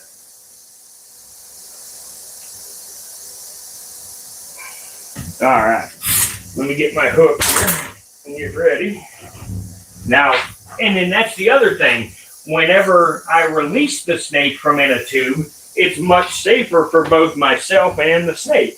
Because now I just sit the tube down and I either allow, look at that, guys. There you go. There you go, guys. Look, she's turning around. I hope y'all could see that. Look, this is something I wanted to show you. See how she has turned around inside that tube? That's why you want to use the appropriately sized tube. Now, I told y'all before I started this that the tube that I'm using is too large for her, but I know this snake well enough to know I could get away with it.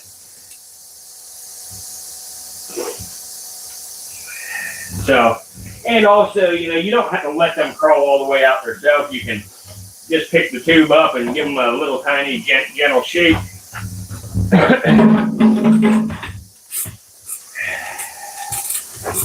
But this girl here, she's about 3 foot long, probably. Guys, we need 31 more likes to hit our goal of 400 tonight, guys. 31 more. Please smash that like button for us. It doesn't cost anything to hit that like button, guys, but it pays off tremendously for us. We don't beg for money and stuff here, you know, but we beg for your likes. We really need your likes to be successful, guys. We only need 27 more. Keep them coming, y'all. Please help us out. Even if you're only going to be here for a minute, smash that like button.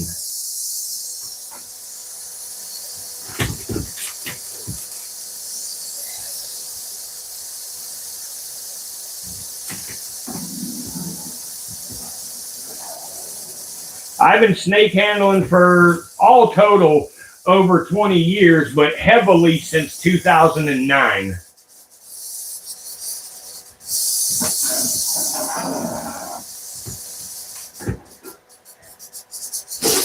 Guys, just to show you, look, I mean, I'm sitting in a chair here, you know, and look, the snake does not come my direction.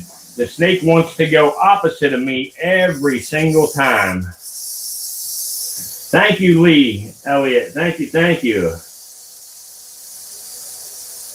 Yeah, I am a bugging. I do. I walk it all the time. But yeah, guys, so that just shows you that, watch, I'm going to do something here. Watch.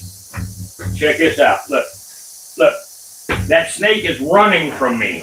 That snake does not want to strike. Now, if I scare it too bad, it'll put up a defense. But if you see, I get close to that snake, it turns its direction to get away from me.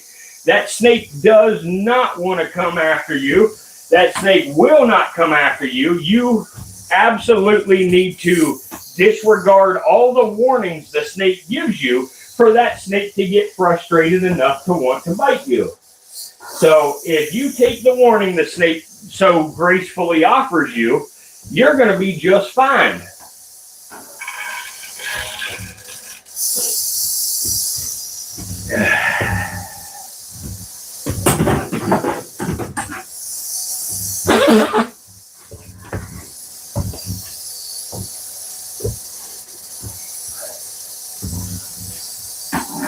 So,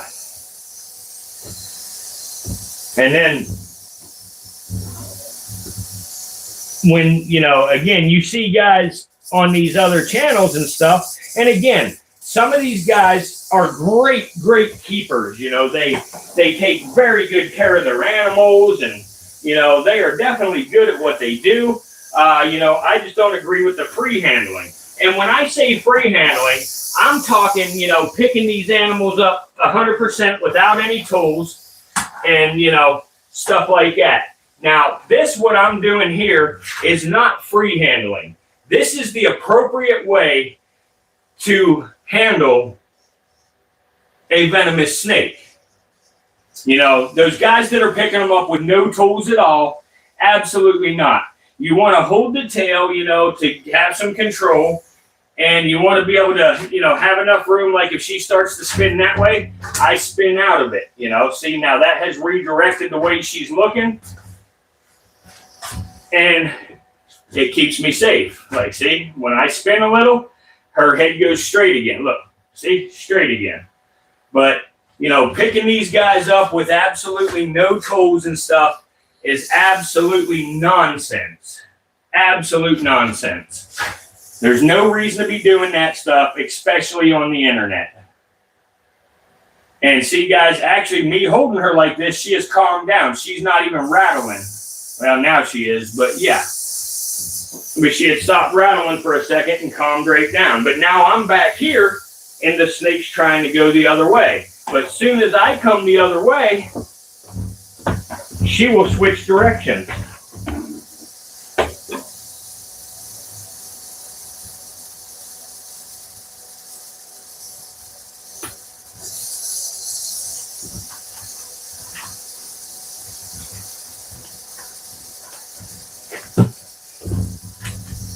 But now she's just kind of laying there like, now what are you going to do, idiot? Are you done with me?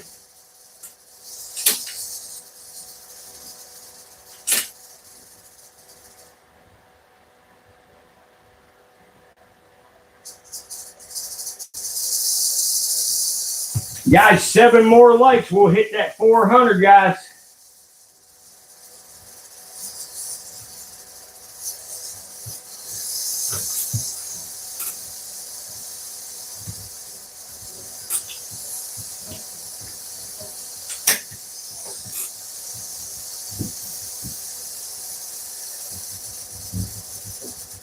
Absolutely, Sean. Yes, there's lots of guys that have lost their life from free handling. You know, guys, just think about it. You know, one of the best men in the world that you know, kept venomous snakes. Look at this snake backing away from me, watching what I'm doing, but backing away. You see that? But anyway, one of the greatest handlers and keepers in the country that has passed away that actually did not free handle was Dingo Dinkelman. Dingo Dinkelman was a very good keeper. He very respectful, very good guy. And unfortunately, he still got bit, you know. So you really got to be careful.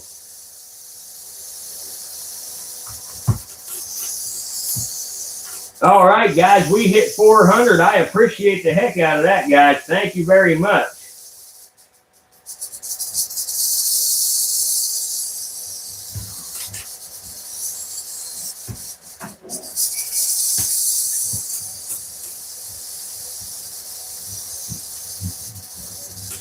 Actually, guys, you know what? She has a piece of stuck shit on her back that I've wanted to get off for quite some time now. And now that I have the opportunity, I'm going to go ahead and take it. Like you'll see sometimes on them videos, you'll see some of them guys say, oh, there's a piece of stuck shit on this one, and they'll free handle it to take that piece of shit off, you know, just to get some views on their videos. And you know, sure, it's their own life, you know, their own limb, but I don't agree with it because of the younger people, the younger kids and stuff that think that it looks cool. And they have a cell phone in their pocket nowadays, and they see a snake out somewhere, and they decide to, you know, tell their buddy to record them, you know. So, not a good look at that. She's turning around on me, guys. You see it? That's turning around when you use too big of a tube. Now, I'm pinching the tube so she can't get me. But that's what I was talking about by turning around in the tube on me. All right, girl. All right, girl. There you go. Over here, pretty girl. You can't go under there. No, come on. Come on, pretty girl. Hey. Hey, come here. Come here.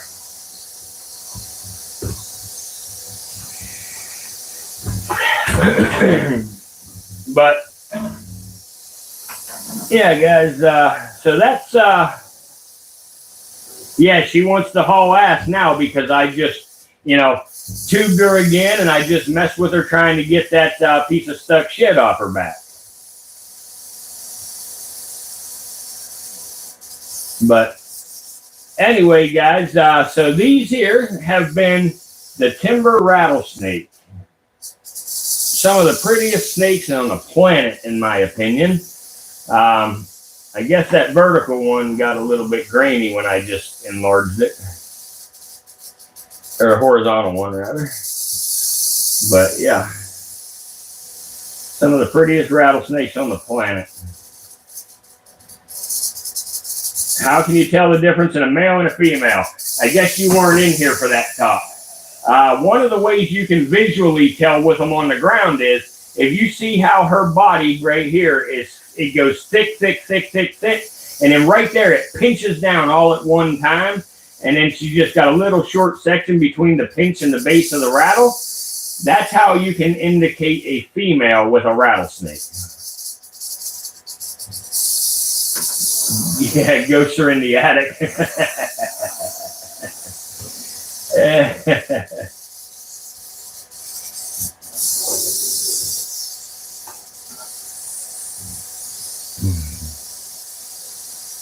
The only way to sex a snake 100% is to probe them. And a probe is a, what up, Big Ern? Ain't seen you in a minute. But anyway, is to probe them. A probe is basically a stainless steel, almost looks like a crocheting needle, or knitting, whatever you call them, crocheting. Yeah, it'd be crochet, like a crochet needle almost. And yes, Lee, they are. And you take that and you go inside the vent on one, either side, and you put it in there. And if that probe goes in, just like about 2 scales, it's a female. If it goes deeper, then it's a male. Because of the hemipenes. The hemipenes turn inside out and go down into a pocket,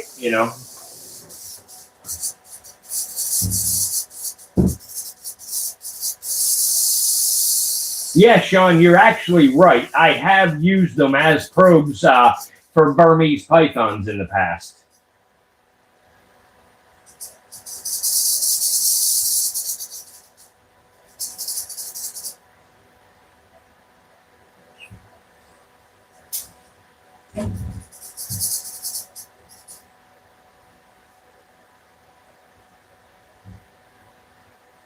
Any of these, hippie? Is that what you're talking about? Great.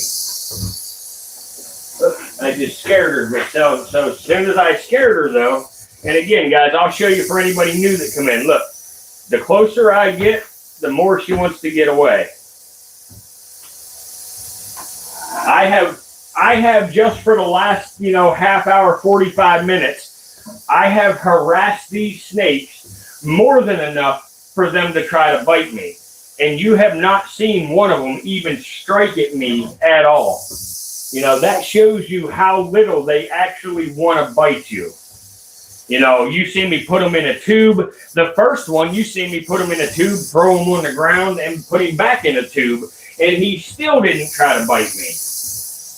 So these snakes, guys, 100% are not villains. And those stories of people saying, oh, I had a cottonmouth or a water moccasin, chase me. No, you didn't. You did not have a snake chase you. And actually, a good example of that is I'm going to be having come out here. I just got my new computer tonight to be able to edit 4K video. And so I'm going to edit the video, and y'all are going to actually see where I had put together a small scenario of, a snake going right past somebody where they thought that, where most people would have thought the snake was coming after them. But I'm going to put her away, and I have one more small snake that I would like to try to feed.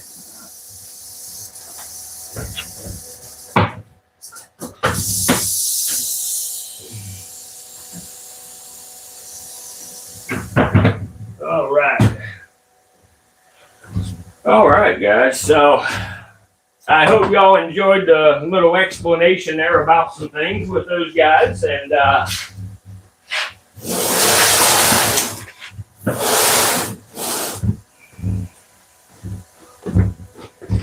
go ahead and see if we can't get this girl here to, or this boy here. This is the male that I'm about to pull out here. I'm going to go ahead and end the horizontal live. There ain't nobody left over there, so.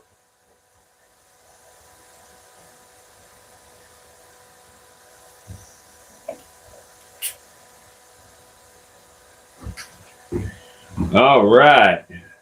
Awesome, awesome.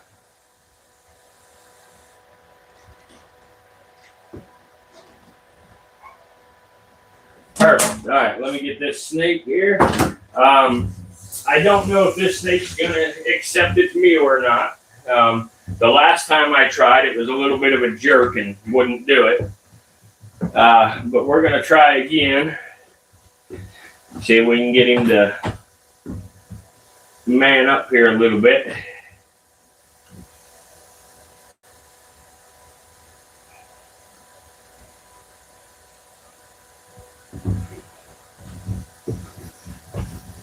All right.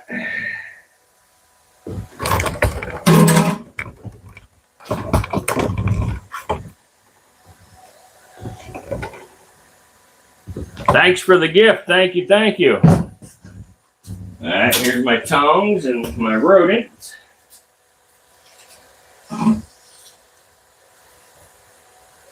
My tongs and my rodent. See if we can get him to take it.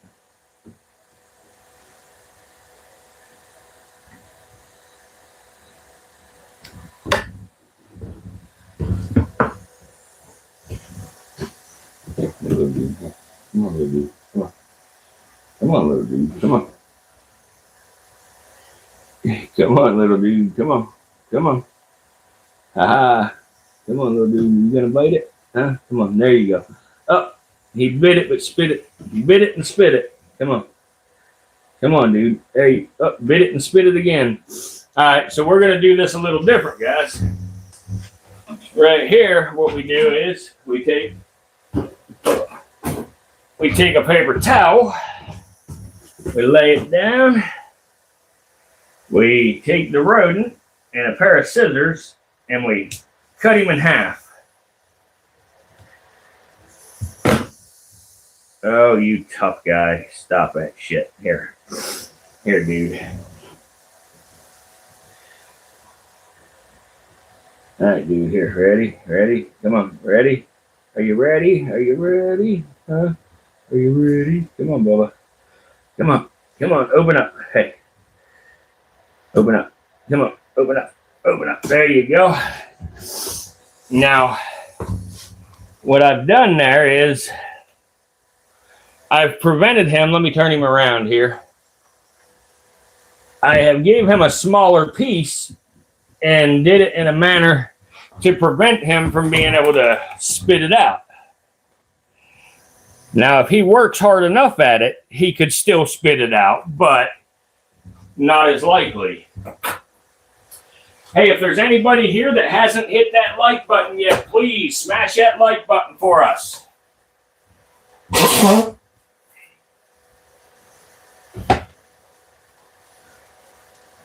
Yeah, I raise them up, John Cash. Yeah. I gotta remove my sweatshirt, guys. Whew, darn it. Wowee.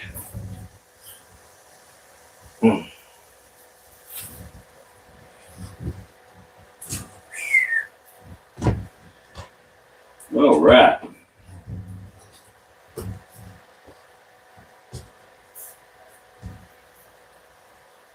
Thank you, Ralph. Thank you, everybody. Appreciate you.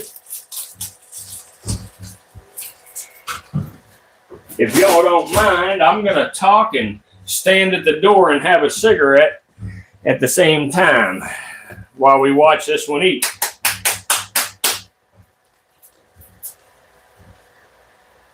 This one always looks angry.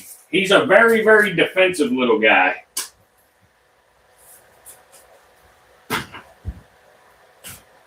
Kale, stop back in. Watch our streams, man.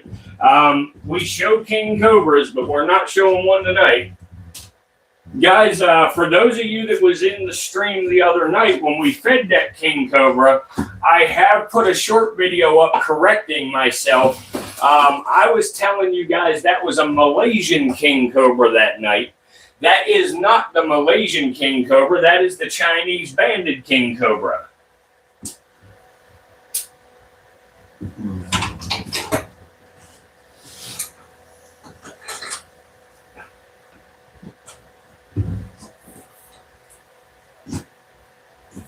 Yes, I have both, Cap D. Yep. Yeah, this one's venomous, Kale. Yes.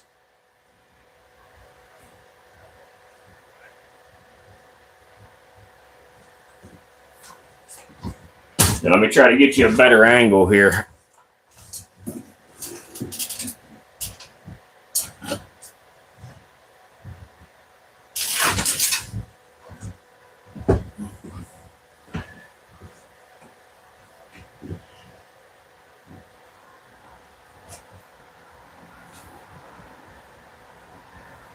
Holly, do I have any black and white python morphs? I have a panda pied. Yes, I do got a panda pied. This snake is found in like Southeast Asia.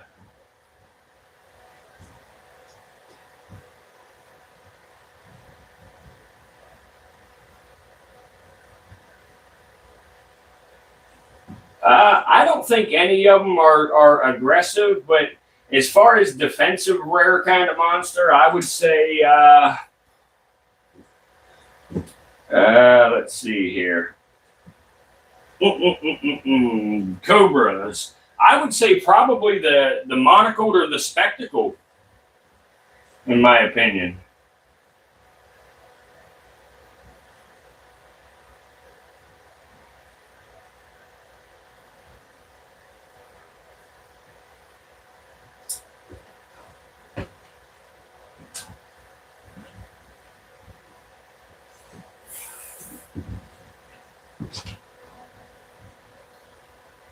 Guys, if there's anybody here that ain't hit that like button yet, please smash that like button. Did we do it again? What's that?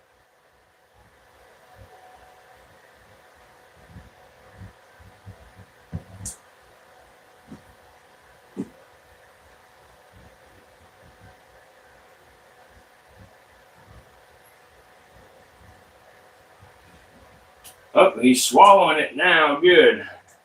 Good deal.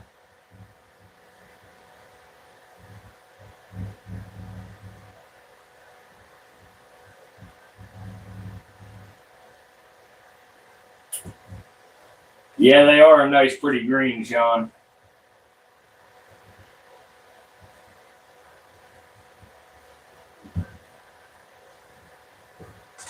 I have an inland taipan. I do not have a tiger.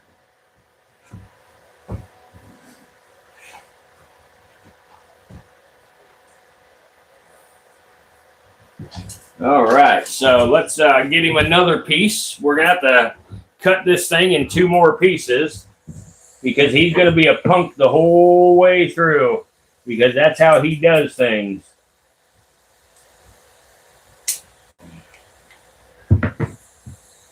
He's watching me cut it in half, Lade. You prick, I know what's coming. I know what's coming, huh? Don't you, little dude? You know what's coming. Ha, ha, ha, ha, ha. Yeah, I may not have that piece good enough. I'm going to have to do it again, ain't I, Bubba? You're going to make me do it again, ain't you? Look at him. He's like, damn it. Now I got to do it again. Let me get it, dude. Let me get it. Let me have it. Let me have it. Come on. Come on, little guy. Hey, come on. Oh, shit. Here. Here. You want it? Come on. Whoop, whoop. Come on, little dude. There you go. Oh, almost a good one, buddy. Let's get it again. Let's get it again. Ready? Ready? Come on. Come on. Oh. Come on, buddy. Hey, come on. Haha, there you go. Now that's a good one. Now I gotta adjust the camera again. Shit. There we go. There we go.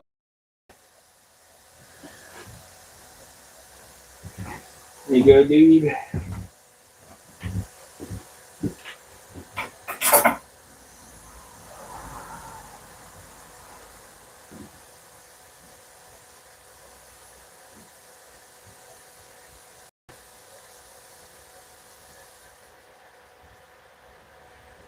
Caleb, I don't think any of them are aggressive, just defensive. I really believe it's all in how you treat the animal, to be honest. Like, if you watch enough, you'll see, like, if you watch other channels and their cobras are constantly hooding up and shit, you know, and striking at them. Most of my cobras are chill and relaxed, you know, and I can barely even get them to hood up.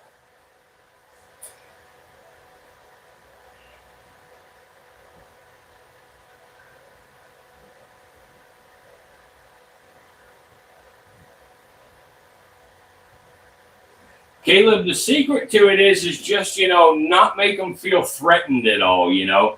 Like you work with your snakes a little bit with your hook, you know, and just kind of real gently and slowly get your hook underneath the snake and, you know, sort of rub the underneath of the snake. If you reach into the cage and you touch the snake on the top, it's going to freak them out. You got to think about nature. You know, if something is attacking a snake in the wild, it's grabbing the snake from the top. You know, now if you reach underneath, you know, or something, that's just like, you know, they feel stuff on their belly all the time, so it don't freak them out. Saw scales are pretty crazy. Saw scales are actually responsible for the most snake bites in the world.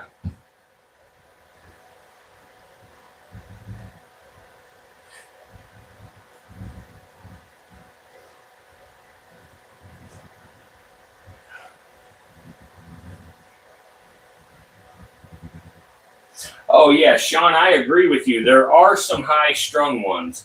I actually got a couple high-strung Atrox.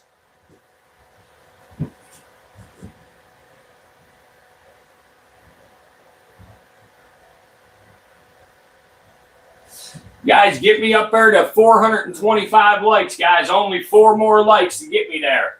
Smash that like button. We're going to be ending real soon. I only have one more piece of this rodent to feed the little dude, and as soon as he's done, we're going to call it a night, and I'd like to end at least with 425 tonight, if y'all can help me with that. I really appreciate you.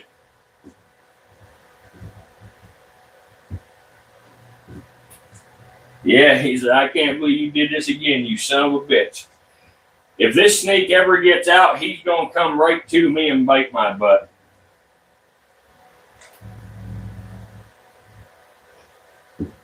Yeah, guys, we're going to do things a little bit different tonight at closing time.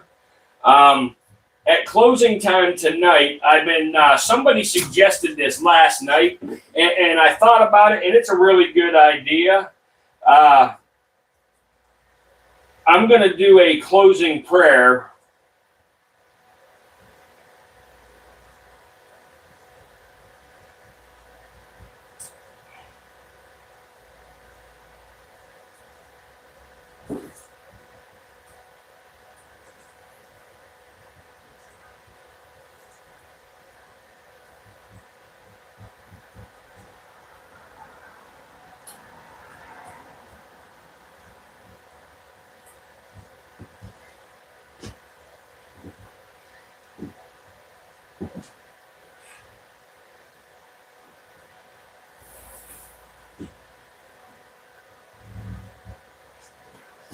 So, but anyway, yeah, so I had to throw my cigarette out, I'm sorry. But so, yeah, I'm going to start doing a close. We always open with a prayer, and I think it would only be right to, you know, after that suggestion to, you know, close out with a prayer and stuff as well. So.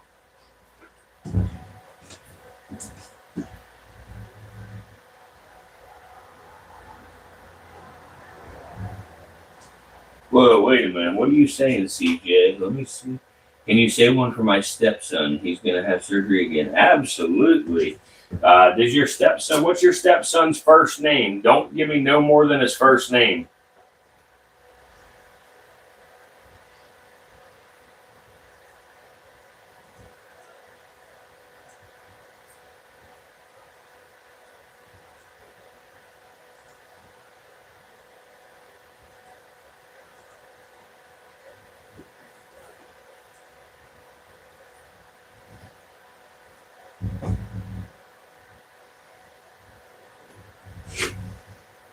Noah? Okay, cool.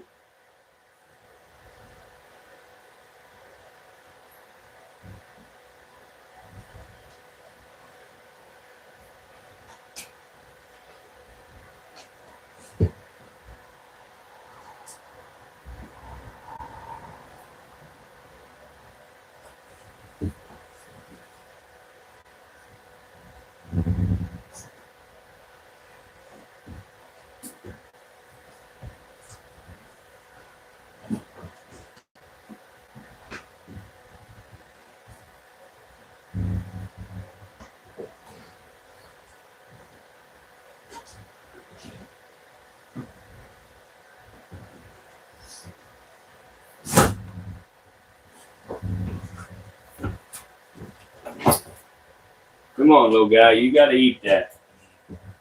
If he don't hurry up and eat that, we're just going to call it a night anyway, and I'll finish off camera. So.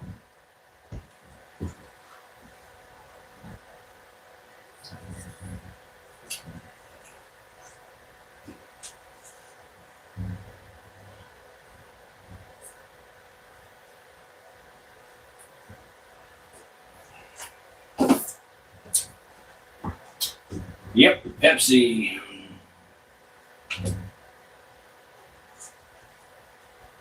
All right, Sean, thank you, buddy. Hope to see you tomorrow. All right, guys, so I'm going to go ahead and say a prayer for the closing here of the stream.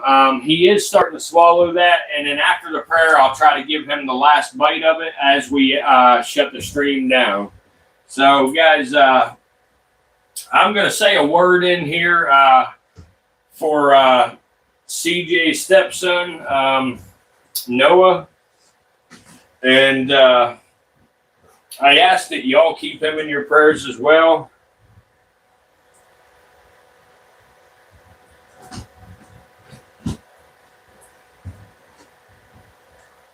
So anyway, guys, if you don't mind, give me just a minute of silence in the chat while I say this prayer.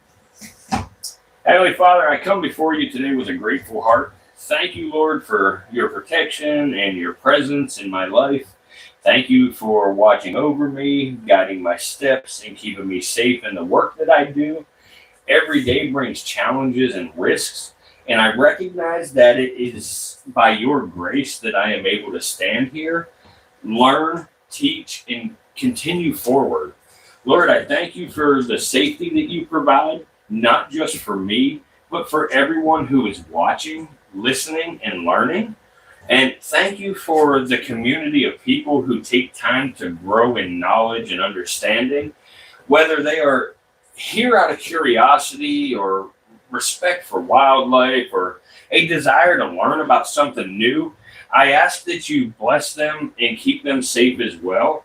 Father, thank you for the opportunities that you give us to share knowledge. Learning is a gift and teaching is a responsibility.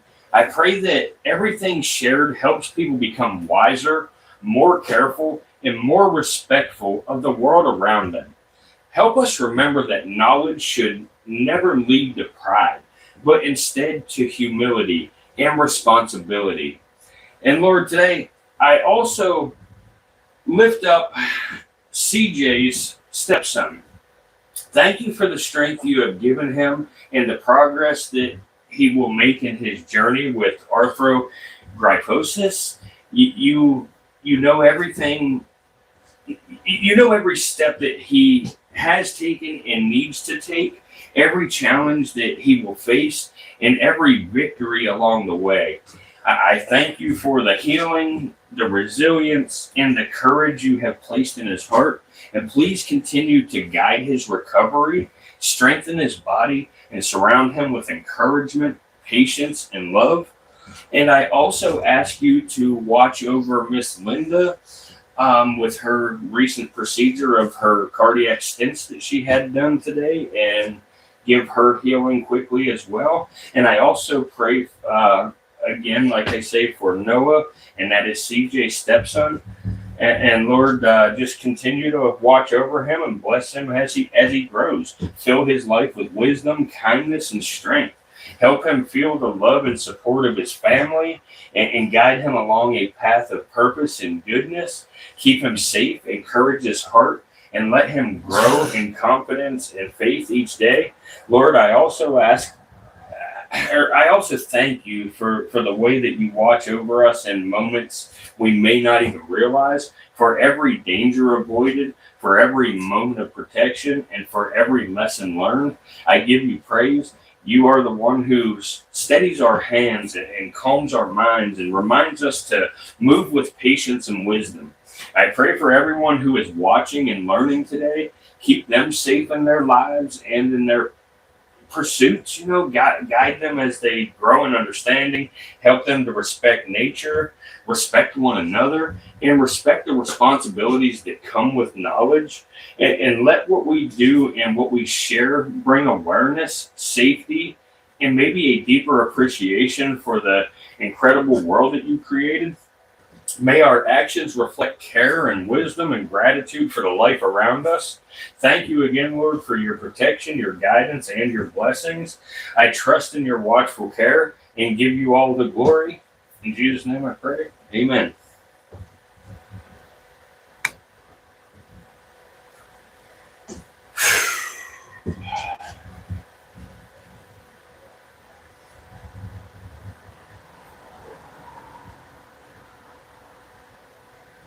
No problem, CJ. No problem. Don't thank me. Thank God, man.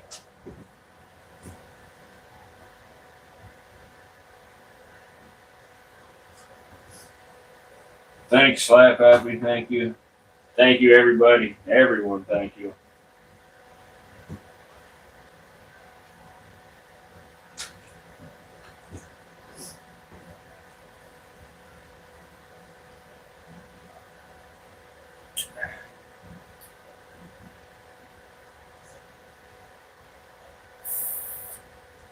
Thank you, Lee. Thank you very much.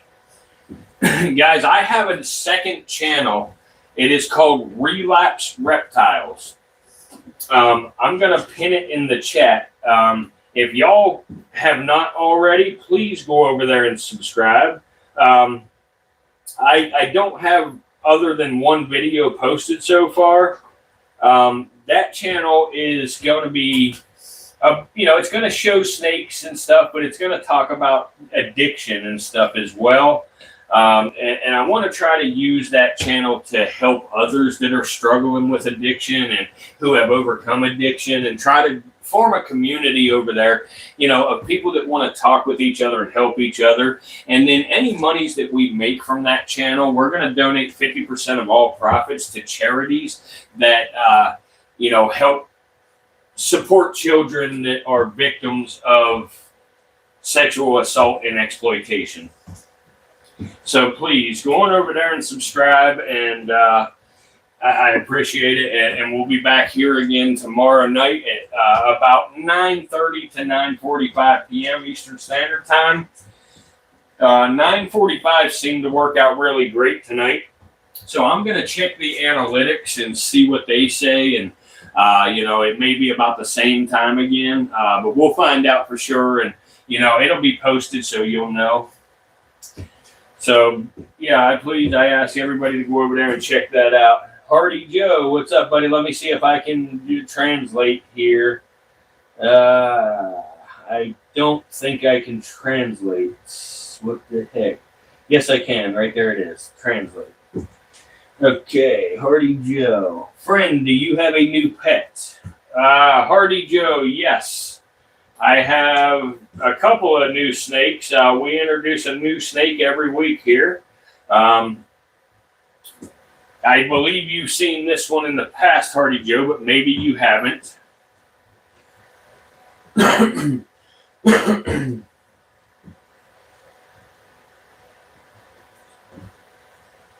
Yeah, guys, I wanted to have some more content posted on the new channel already, but after I purchased that new camera, I realized I don't have a computer strong enough to edit the video because it's 4K, and my computer just didn't have the strength to do it, so I had ordered a new computer, and it just came in tonight at the beginning of the stream. I met the Amazon guy outside and got it, but we will...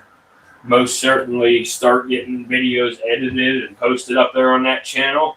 And, you know, I hope everybody takes the time to watch them and check them out and help me grow that community over there. I want to, you know, dedicate, in the beginning, I want to dedicate one night a week of live streams.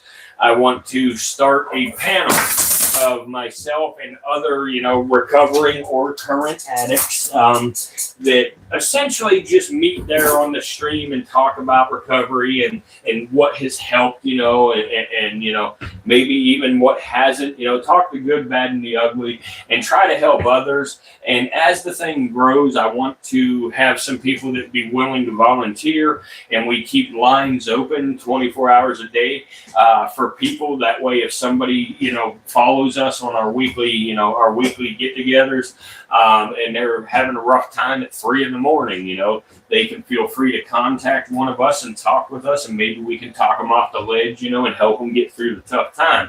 Addiction's very, very tough. It's the work. God, man, I don't even know what to say about it. It's fucking terrible, guys. I mean, it's hard. It's the worst thing. The hardest thing I ever had to do is get off of opioid pain medication.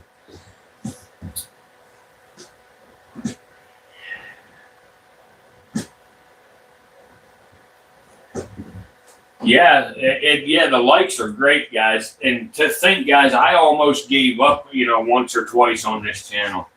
I almost gave up and walked away because I felt like it was getting no traction, you know, but now everybody's starting, you know, for the last month, it has been going really well on the lives. I do need to start making some long form videos and stuff here too, but yeah. You're in North Carolina, Fast Lane. I'm in South Carolina. I'm in North Myrtle Beach. What part of North Carolina are you in? You ain't got to say exactly if you don't want, but...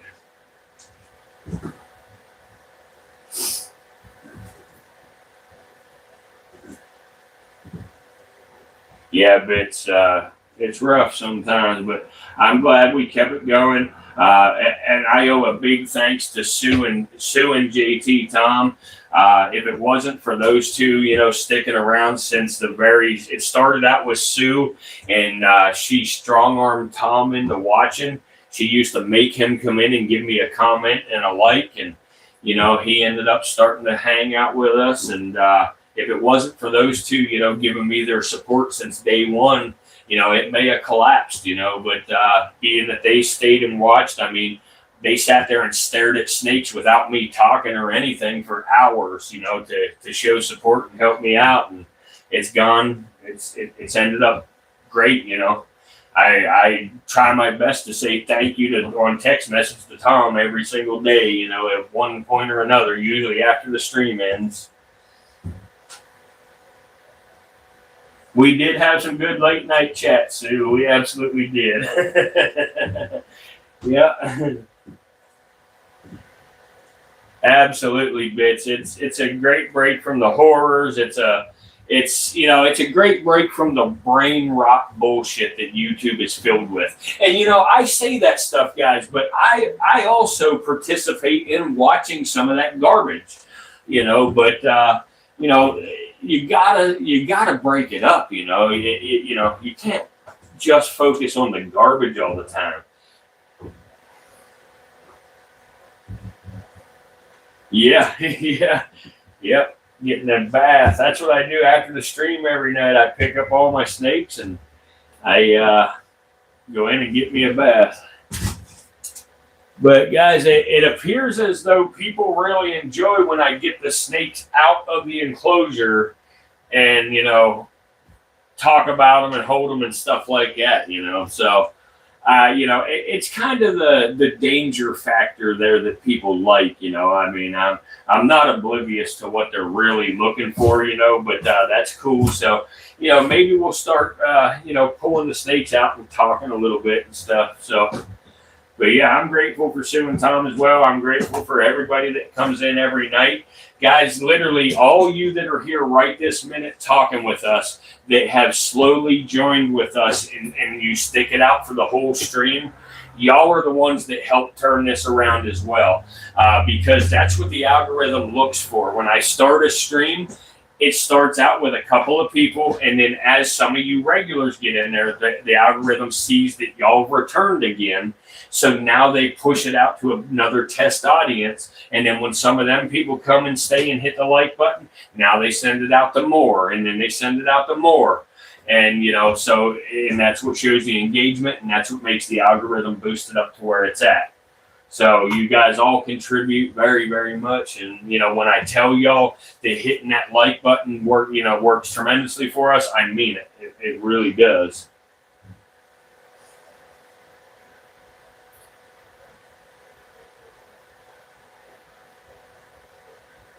Absolutely, Bits. The algorithm, you know, if you don't understand it, like you'll see some other people that stream that are constantly streaming, but they have, you know, 5 or 10 viewers, and you know, they got 20 likes, or they have 40 viewers with 2 likes, and that's what they have all the time because they never change what they're doing and to learn the algorithm and feed the algorithm what it wants. Thanks for the gift, Vince. Thank you. Yeah, my charming personality. Well, Sue, my charming personality does help. Look how many people say they like my no-nonsense fucking attitude, you know? And that's just me, you know? That's the way I've always been. I mean, well, you know that since day one. You've seen how I am, you know? Like, I'm cool. I'll get along with everybody. I'll be nice to everybody, respectful. But if you're a fuckface to me, I'm going to be a fuckface back.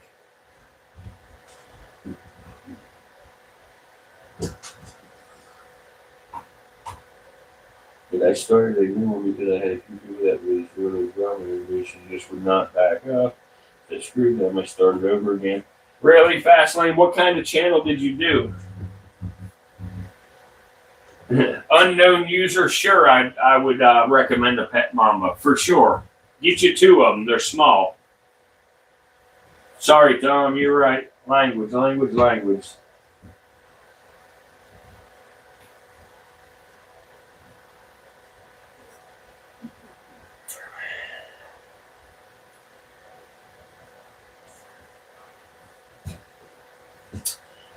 When you get the Pet Mambas, though, make sure that don't use a hook with them now. They don't like being touched with a metal hook. It's much better if you just reach right in and grab them barehanded. I'm glad that you feel that way, Holly. That's great. You know, my goal is honestly, you know, obviously, guys, you know, I want to make money at some point on this channel, you know, because I want this hobby, you know, to support itself. I want this, you know, I want to be able to buy the rodents and maybe more snakes for the channel, but I never expect to make a full-time living off of it. So my goal here is for real education and conservation. That's what I want with this channel. But at the same time as the education and conservation, I want it to be able to, you know, pay for itself. Because just in the last, just in the last 6 months that I've been doing this and posting these videos, I have spent well over $35,000 probably, maybe a little bit more.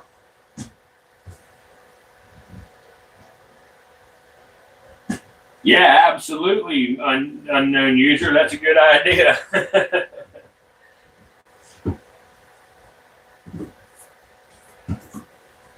Yep. CJ, just a month ago, just a month ago, I guess, you know, Sue and Tom, you might be able to remind me because I don't remember for sure, but I think I spent somewhere near $10,000 in a week. You know, just in a week. So it can get very pricey.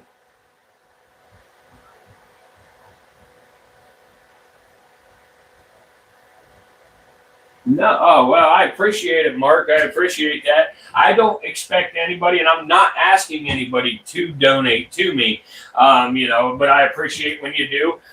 You know, I want it to grow large enough and get people watching my long form videos enough that I make the money off of AdSense and things like that, you know.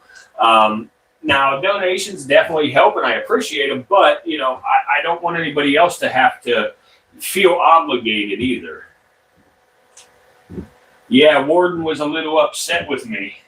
Yeah, I need a new snake thing. Yeah.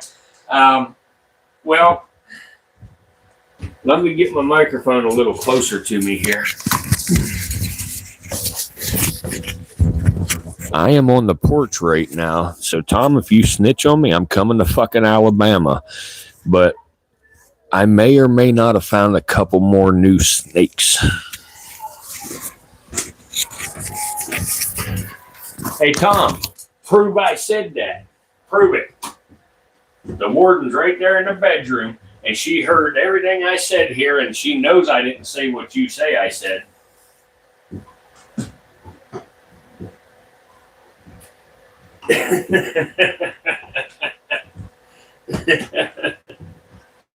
I was covering different types of work I was doing before last winter, and I was shooting my music and also just talking to people and just trying to do people some. Oh, okay, awesome, man, awesome, Grass Lane.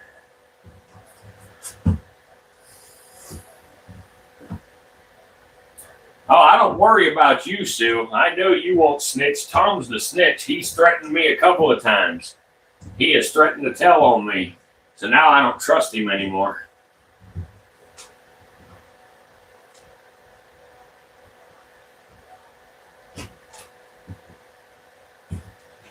Oh, yeah, he's still sitting there with the damn thing in his mouth. He's starting to do something about it, I think. We'll see. Snitches get stitches, that's right. If Tom didn't have a whole pile of moon rocks on his property, I wouldn't like him, but he has a pile of moon rocks. I know a bunch of y'all ain't going to know what's the deal with moon rocks, but those of you that know, you know.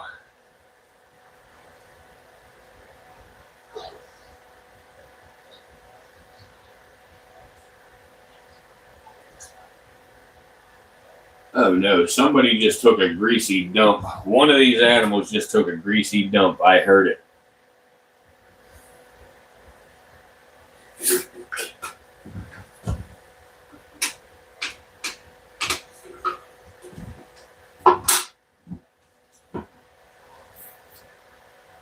Another teeny tiny. Look at the paper towel patterns. Oh yeah, he's a small snake for sure. I guess Hardy Joe left quickly, didn't he? He didn't stick around long. Huh.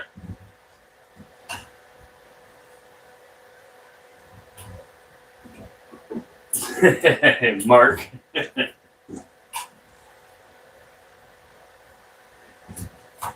Yeah. One of them took a greasy one. Son of a bitch.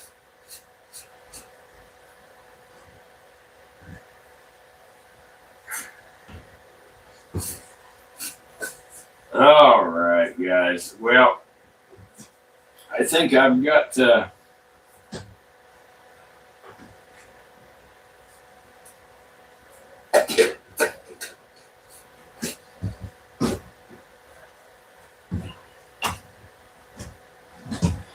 right, what do we got going on here, little dude? Are you going to eat that thing, or are you going to be a jerk face? Huh? You not going to do it? All right, here, I'm going to close you up. Oh, he's swallowing it right now, kind of. He's about halfway down with it. Let me go put him in here, and I'm going to bring something else.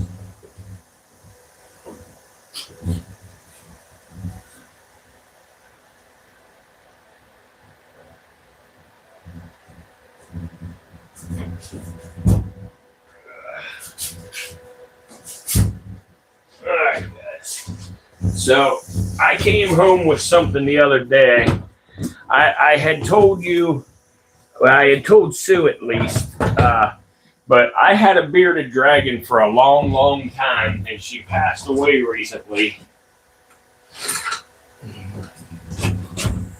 Her name was Lucy. Lucy used to drive to Pennsylvania and stuff with me, and Lucy would ride on the dash of the truck with me and the warden and keep us company. So the other day, I was at the pet store. And I saw this little guy. I saw this little dude here.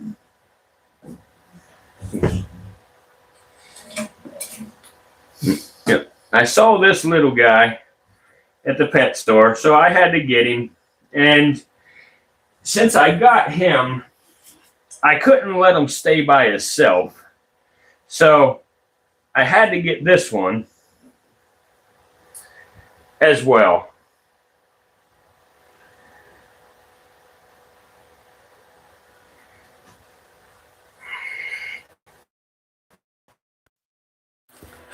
It was gonna suck for a minute. I had to unplug the microphone and stuff.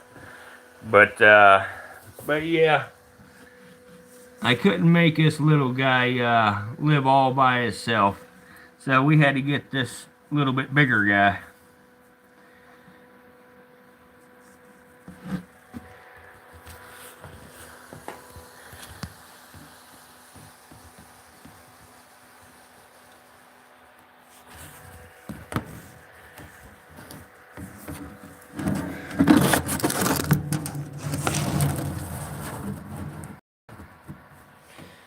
And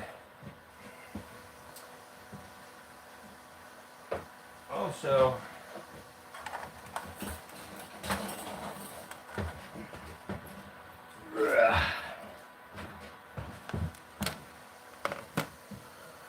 what was?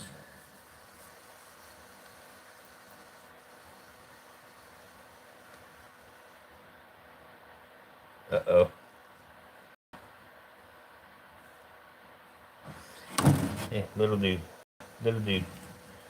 Little dude. Hey, little dude. Hey, you want it? Little dude. Hey. You want it? Hey. You want one? Here. Here you go. You want one? You want it? Like this. Here. Here, I'm gonna lay it right there. Oh, nope, it fell. Here. Here. Oh, the worm crashed. Here. Here's the worm. You want the worm? Right there's the worm. You want that worm? No? Here.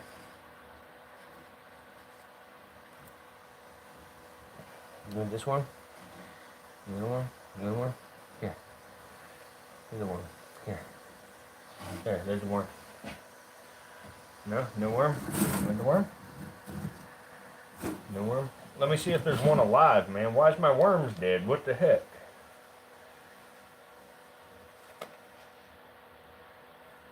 There's a live one. There's a live one. Oh. Hey, hey, dude. Dude, you want a live worm? Here's a worm. Here, want a worm? You want a worm? Here, you want a live worm? You want a live worm?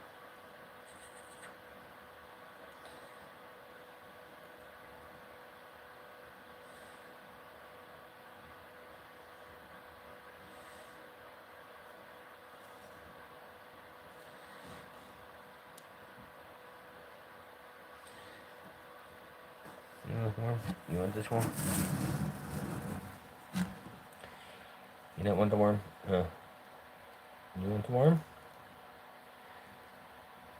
You want the worm? Here.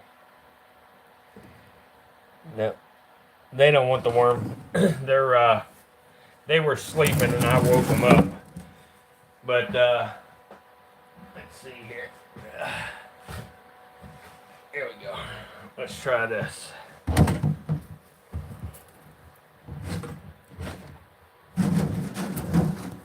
Hey, little dudes, hey.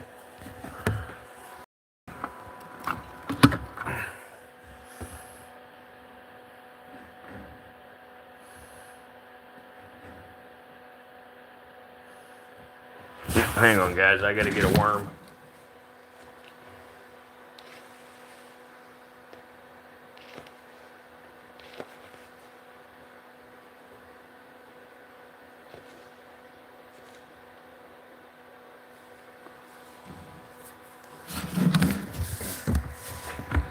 Hey, worm.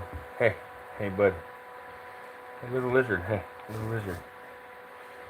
No? Man, that fucking... Come on, man. Give me a damn live worm. Where's our freaking live worm? There's one. There's one. Woo! Come here, little worm. Here, here. Here, bud. Here, you want one? You want one? Here, here's a worm. Look, dude. Here, here's a worm. Have a worm.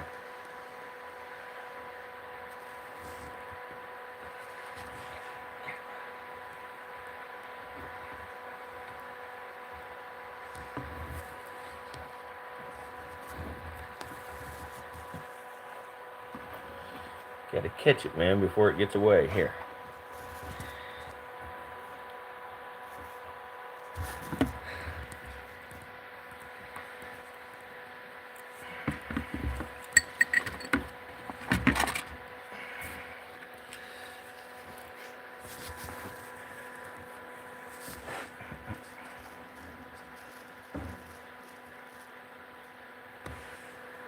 One more. Here, dude. One more. One more.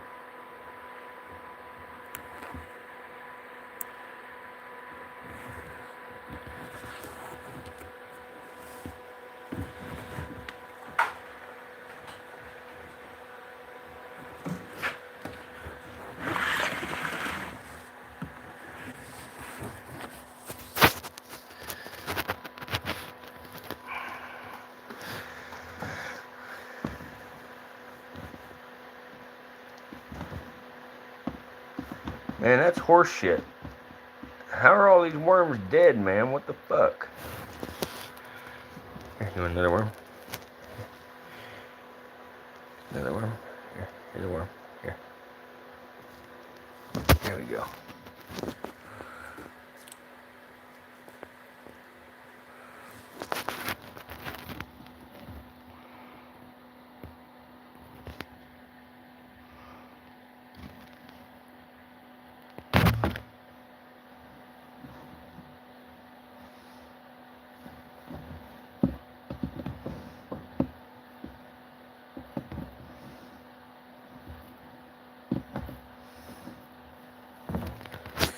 Get another worm.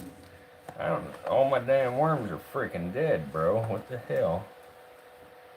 Don't make much sense, but they are. Here, one more. Here, another one. Another one. Here. Get it. Get it. Get it, dude. Get it.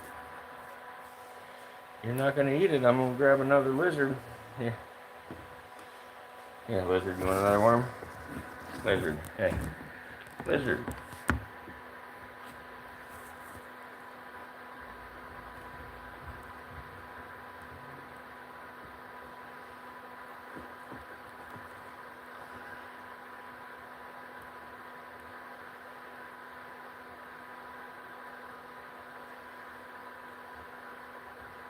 That one's going in the shed. That's why he's not eating much.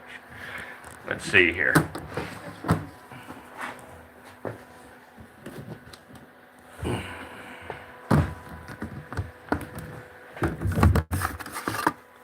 What's up, little ones? Hey, what's up, little dudes? Here.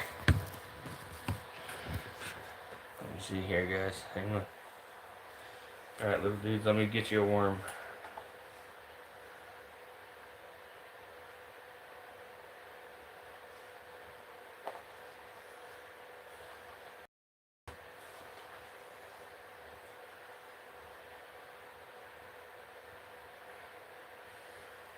Here, dude. You want it? You want a worm? You want a worm? Here, you want a worm? Here, little guy, down there. Here. Move some plants out of your way here. So I can see you. Here. Here. You want a worm? You want a worm? Here. Here, here's a worm. Look. Here. Eat your worm.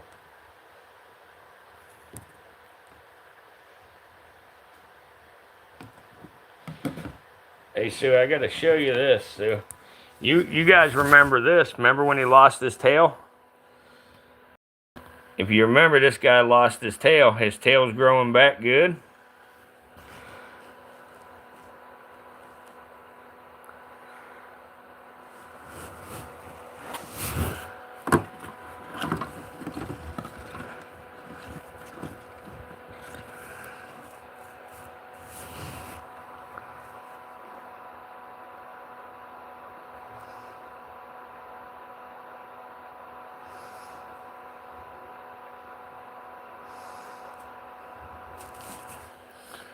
There you go.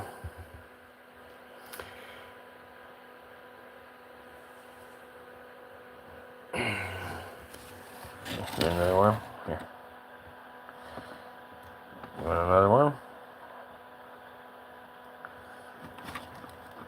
Oh. Yeah, there. Here. We're losing your worm, dude. Here. Here, it's right there. Get your worm. Get your worm. Get it, dude. No, you can't let it get in the bedding, because then you can't get it. Here, buddy. Here. It's right in front of you. Get it. Get it, bro. You're gonna fucking miss it. There you go.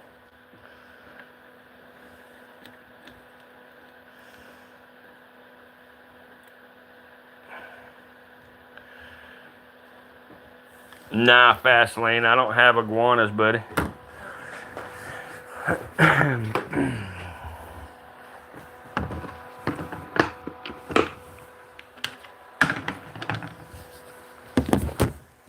Get one more worm out here. There we go. There's a good worm. Hey, little dude. Hey, little dude. Hey. Here, little dude. Hey. Ah! The hell? Here.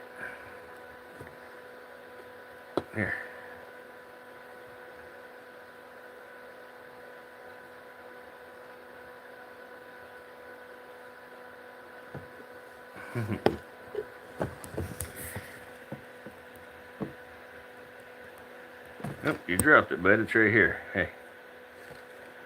It's right here, bud. It's right here. Hey. It's right here. You're eating bedding. Come on. There you go.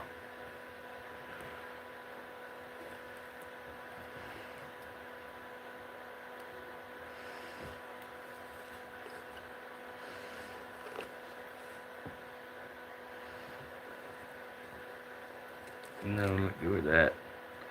That's bedding, Bubba. Hey, that's bedding. Come on. Look at this shit. He will not let go of that bedding, guys. Look at that. There we go.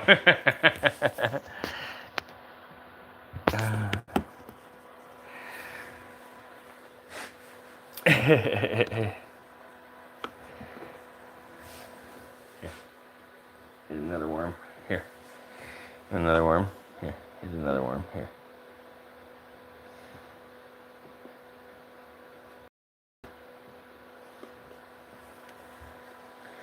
That was a juicy one.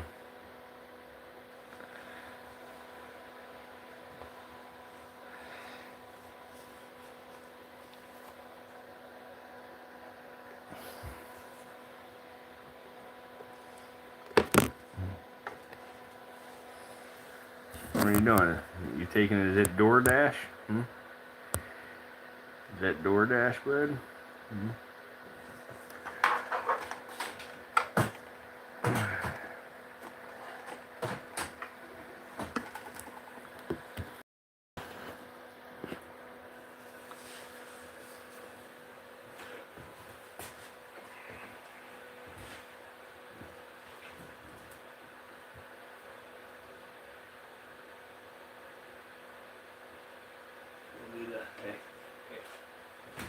Alright, so now this, what I'm about to show you, this is a rescue, what I'm about to show you here.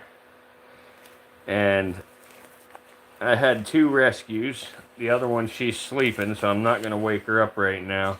But the other one's got severe metabolic bone disease.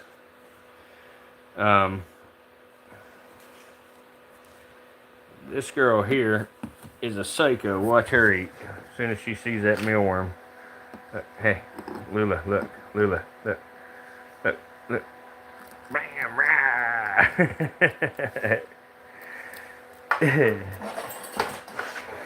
Here, pretty girl. Hey, look at her. She's got super orange eyes. Like, she's a pretty dragon, but she's... Here, you want another worm? Get that worm? Get it. It's right here. Hey, look, it's right here. Lula, not my hand. Lula. Tallulah. Hey, here.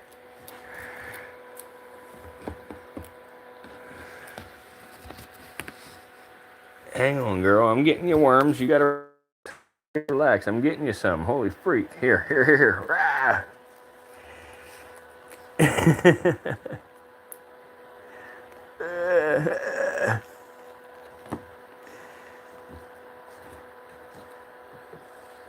Hang on, girl. Let me find you another one.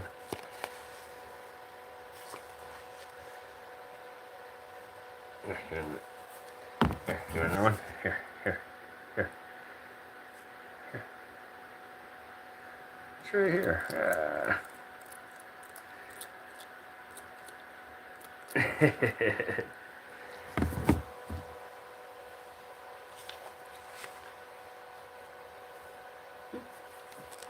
Here. Here, Lula. Watch Lula. It's right here. Look, ready? Whoop. There it is.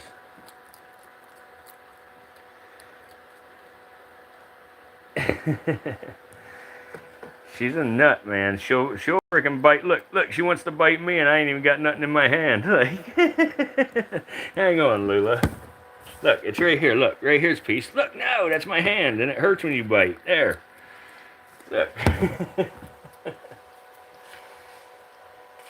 You're a hard biter.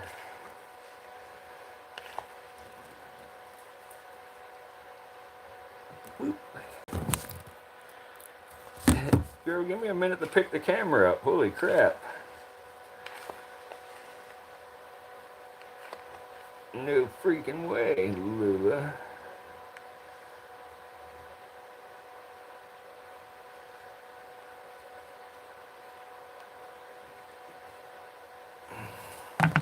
Alright, Lula, ready? Ready, Lula? Ready?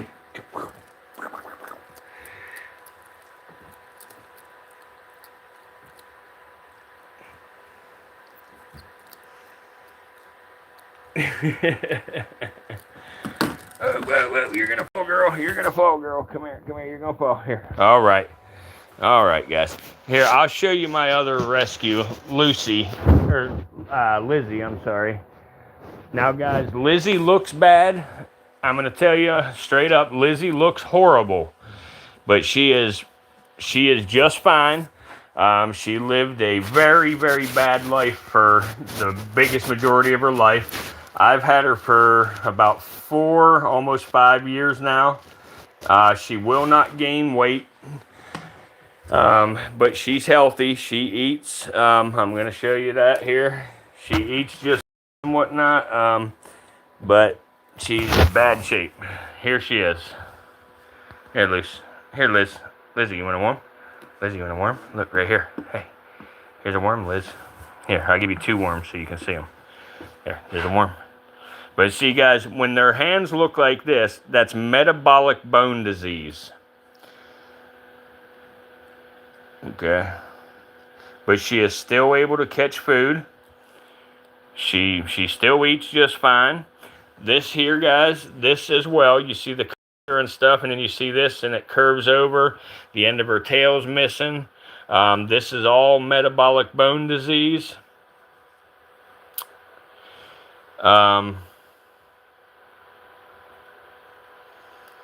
Yeah, Mark, that'd be a good idea. But yeah, so this is Lizzie. She had a boyfriend. His name was Louie. Lizzie and Louie both had very bad metabolic bone disease. They were a couple of meth heads had these two lizards, and they had an ad on Craigslist trying to sell these two bearded dragons. And I responded to the ad saying, yes, I would buy the beard. Or I'm sorry, I'm wrong. They had ball pythons for sale. And I said that I'd buy these pythons. And they said, well, we'll bring them to you if you'll give me an extra $15 instead of you coming to me. So I said, sure, come on out to me. You know, I'll give you the extra $15, whatever it was. And they came out, well, they had a bunch of pythons in their vehicle, and they had these two bearded dragons in their vehicle. And I said, how much for them bearded dragons? Because I couldn't let them leave in this condition, you know, or in their condition at the time. And they said, oh, give me $50 a piece for them. It was way too much money, but I said, okay, fine, deal. So I bought these dragons from those two. And they were bad. I mean, fucking bad, guys. I mean, you think this looks bad now, you know. This is nothing. But her and Louie lived 3 years. We kept them alive for 3 years. And they lived together their whole life, you know, and never bred because they didn't have they didn't have what they needed, you know, food-wise and, you know, nourishment, you know, health-wise, whatever. So either way, I kept them, you know, and we let them stay living together, you know, all the way through, and then Louie passed away. And now, Lizzie here, after Louie had passed away, she got very depressed and sad, and she almost died.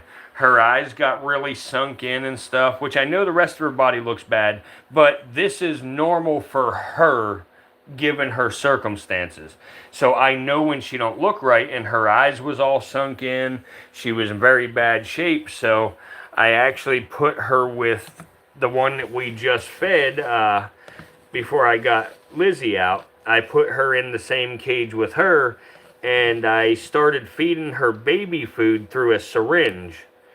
And when I fed her the baby food through the syringe, you know, got a little bit of energy back in her. And the warden helped, you know, every night, baby food and water. Got a little energy back in her, and put her in there with Lula, and she made a recovery again, and she's doing very well again. Oh yeah, absolutely. You're correct, Fast Lane, and that's what has happened with this girl. Thank you for the gift, but that's what happened with this girl. She did not have the proper vitamins, the calcium, the UV light. She had none of that. So yeah, it sucks. But and guys, I know y'all have seen this in the background. You have seen pythons in these small boxes. The reason they're in there is I had some cross-contamination, and I had some ball pythons get upper respiratory issues, so I have them quarantined in these right now, dry, getting medicated and stuff to get them to recover. And they actually are doing very well now, so now we are soaking them daily. They're getting soaks every day for 1 hour, and very well. Everybody ate last night for me. So everybody's getting ready to go back to their rack. So everybody's getting better. But that's why you see them pythons in them small boxes where they're at. Yeah, I'll get closer. Give me just a second, CJ. Yeah.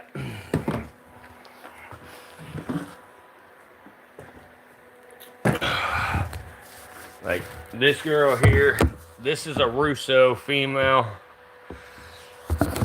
She's doing much better now. This girl here is a Mojave Ghost. Again, doing much better now. She took a little bit of a poopy there. This right here is another Russo male. This is a Russo spot nose. And then this one here is pretty skinny, but she started to eat for me again now that she ain't sick. This is a banana female. This one right here is an orange dream.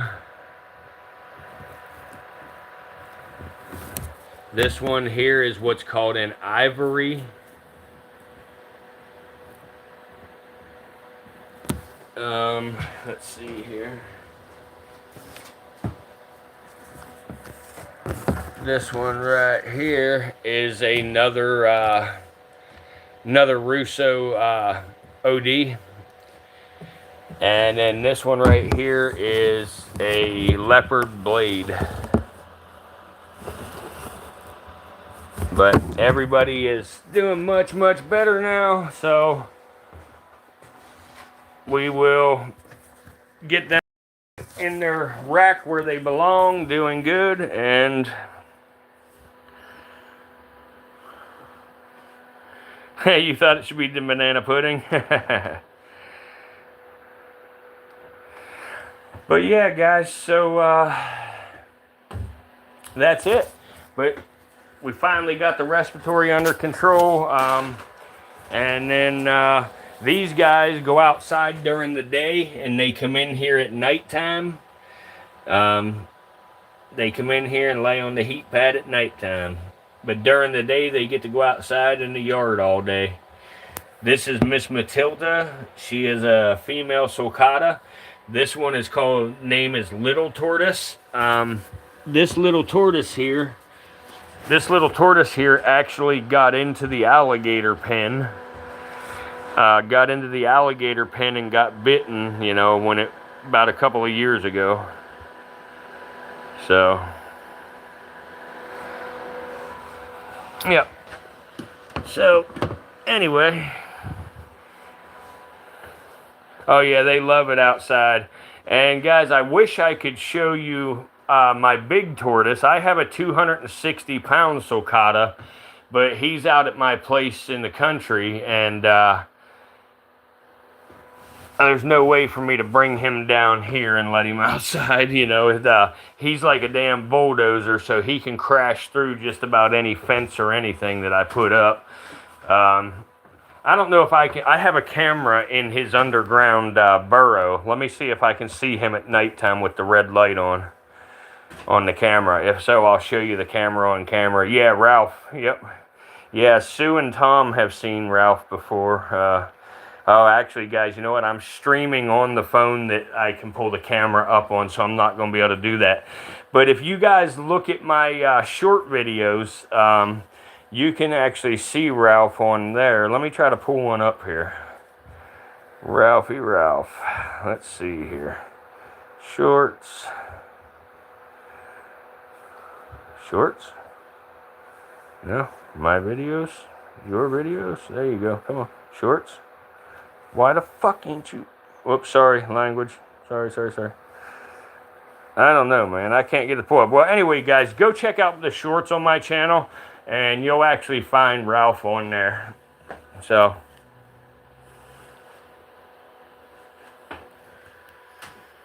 all right, guys. Once again, I appreciate you very much.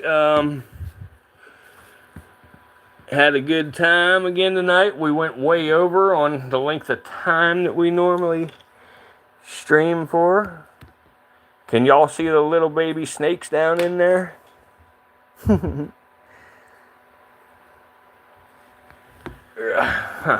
you at, little green guy? Where you at, little dude? There's the little yellow dude. Look at this. Here you are. Don't bite me. Don't bite me. Let me see. There you are. Woohoo. There we go. I sold the orange one, guys.